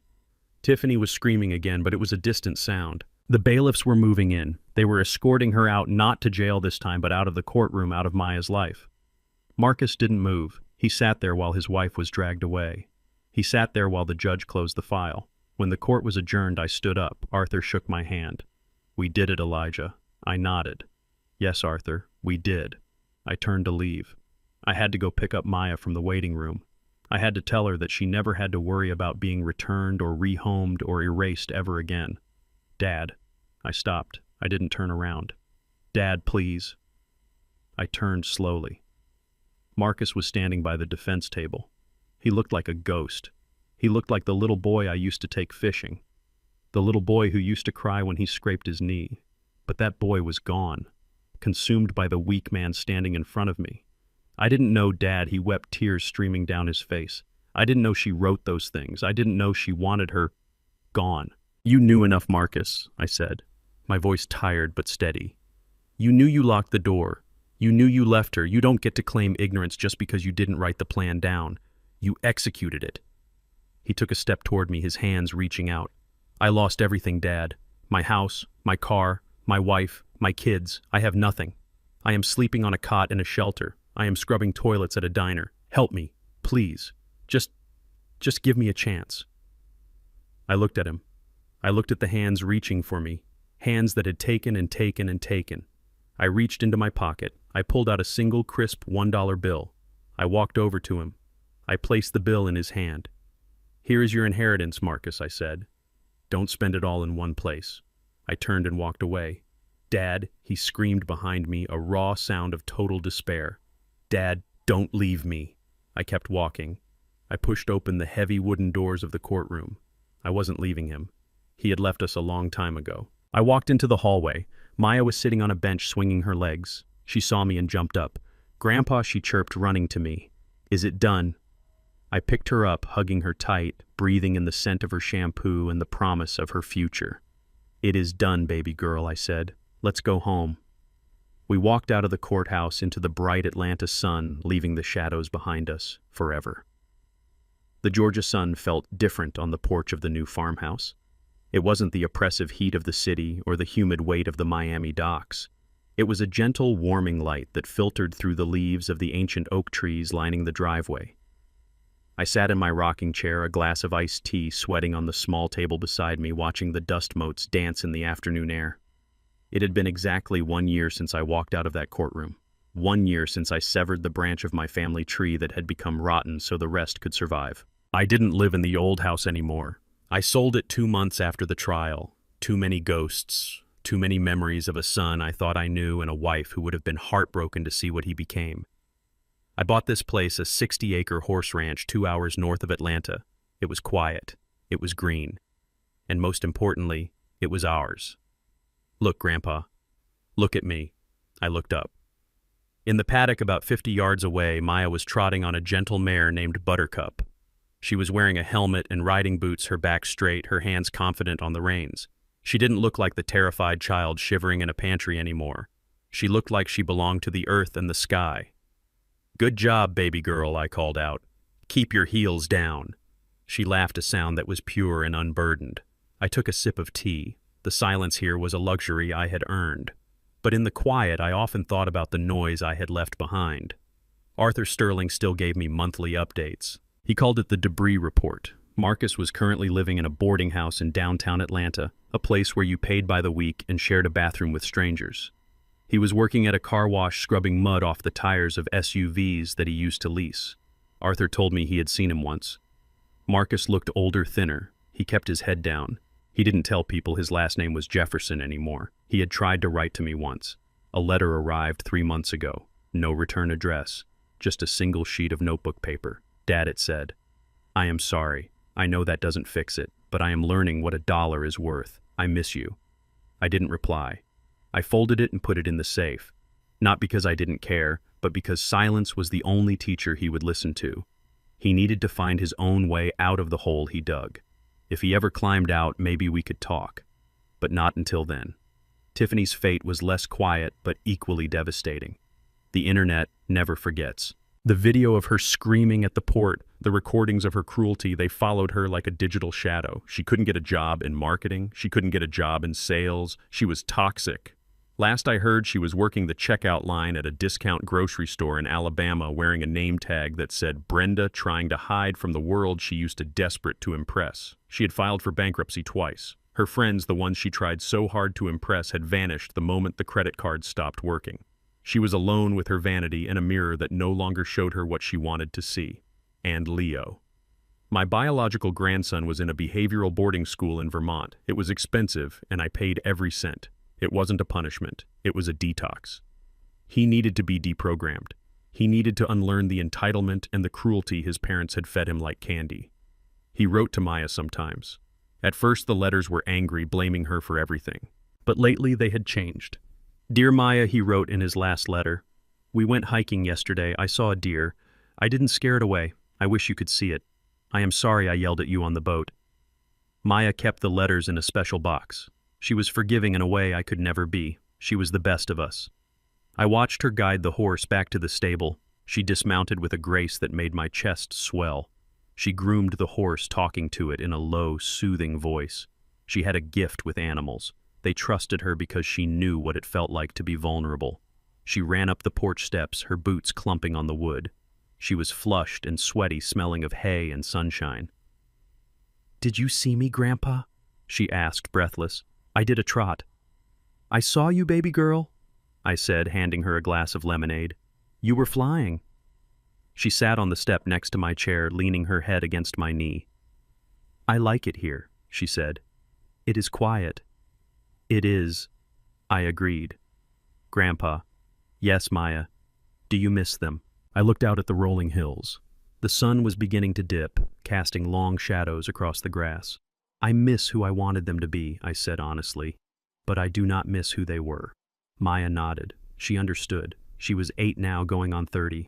"I don't miss them either," she said softly. "I used to be scared that they would come back, that they would take me away. But now what? Now I know they can't, because you are the giant." I chuckled, reaching down to stroke her hair. "I am just an old man, Maya." "No," she said, looking up at me, her eyes fierce. "You are the giant who broke the castle to save the princess, and giants don't let the bad guys win." She stood up and wrapped her arms around my neck. It was a hug that contained all the safety and love she had been denied for so long. "I am happy, Grandpa," she whispered. "I am really happy." "Me too, baby girl," I said, my voice thick with emotion. "Me too." She ran back inside to wash up for dinner. I stayed on the porch for a moment longer. I thought about my career. I thought about the millions I had made, the deals I had closed, the ships I had commanded. I thought about the legacy I had tried to build with money and influence. I realized then that none of that mattered. The stocks, the bonds, the properties, they were just paper. Dust in the wind. My real legacy wasn't in a bank account. It wasn't in a trust fund. My legacy was a little girl who could ride a horse without fear. My legacy was a boy in Vermont learning to be kind. My legacy was the peace of this porch. I had spent my life building structures, but in the end, the most important thing I ever built was a home for a child who had none. I finished my tea. The ice clinked against the glass. It was the sound of a job well done. I stood up and walked inside, closing the screen door behind me. The sun had set on the past. The future was waiting at the dinner table, and I didn't want to be late. Family is not defined by the blood that runs through your veins, but by the love and protection you provide when the storm hits. My son and his wife chased the hollow shimmer of a perfect life on social media, treating a child's heart as a prop and an old man's generosity as a right. They forgot that true wealth isn't found in a cruise suite or a viral video, but in the trust of those who depend on you. In their greed, they lost everything: their home, their reputation, and their children. I learned that sometimes you have to be the villain in their story to be the hero in a child's life. Justice wasn't just served, it was earned. We often mistake legacy for the numbers in a bank account, but true legacy is the safety we provide to the ones we love. My son believed that a luxury cruise and designer labels made him a success. He forgot that a real man never leaves his child behind. Blood might connect us, but actions define us. In the end, he lost his family chasing a mirage, while I found mine in the courage of a little girl. Never let greed blind you to the treasures you already hold in your arms. Justice is not given, it is built. If you believe that every child deserves to be protected, no matter what, hit that like button and subscribe to the channel. And tell me in the comments below, would you have given them a second chance? I want to hear your thoughts.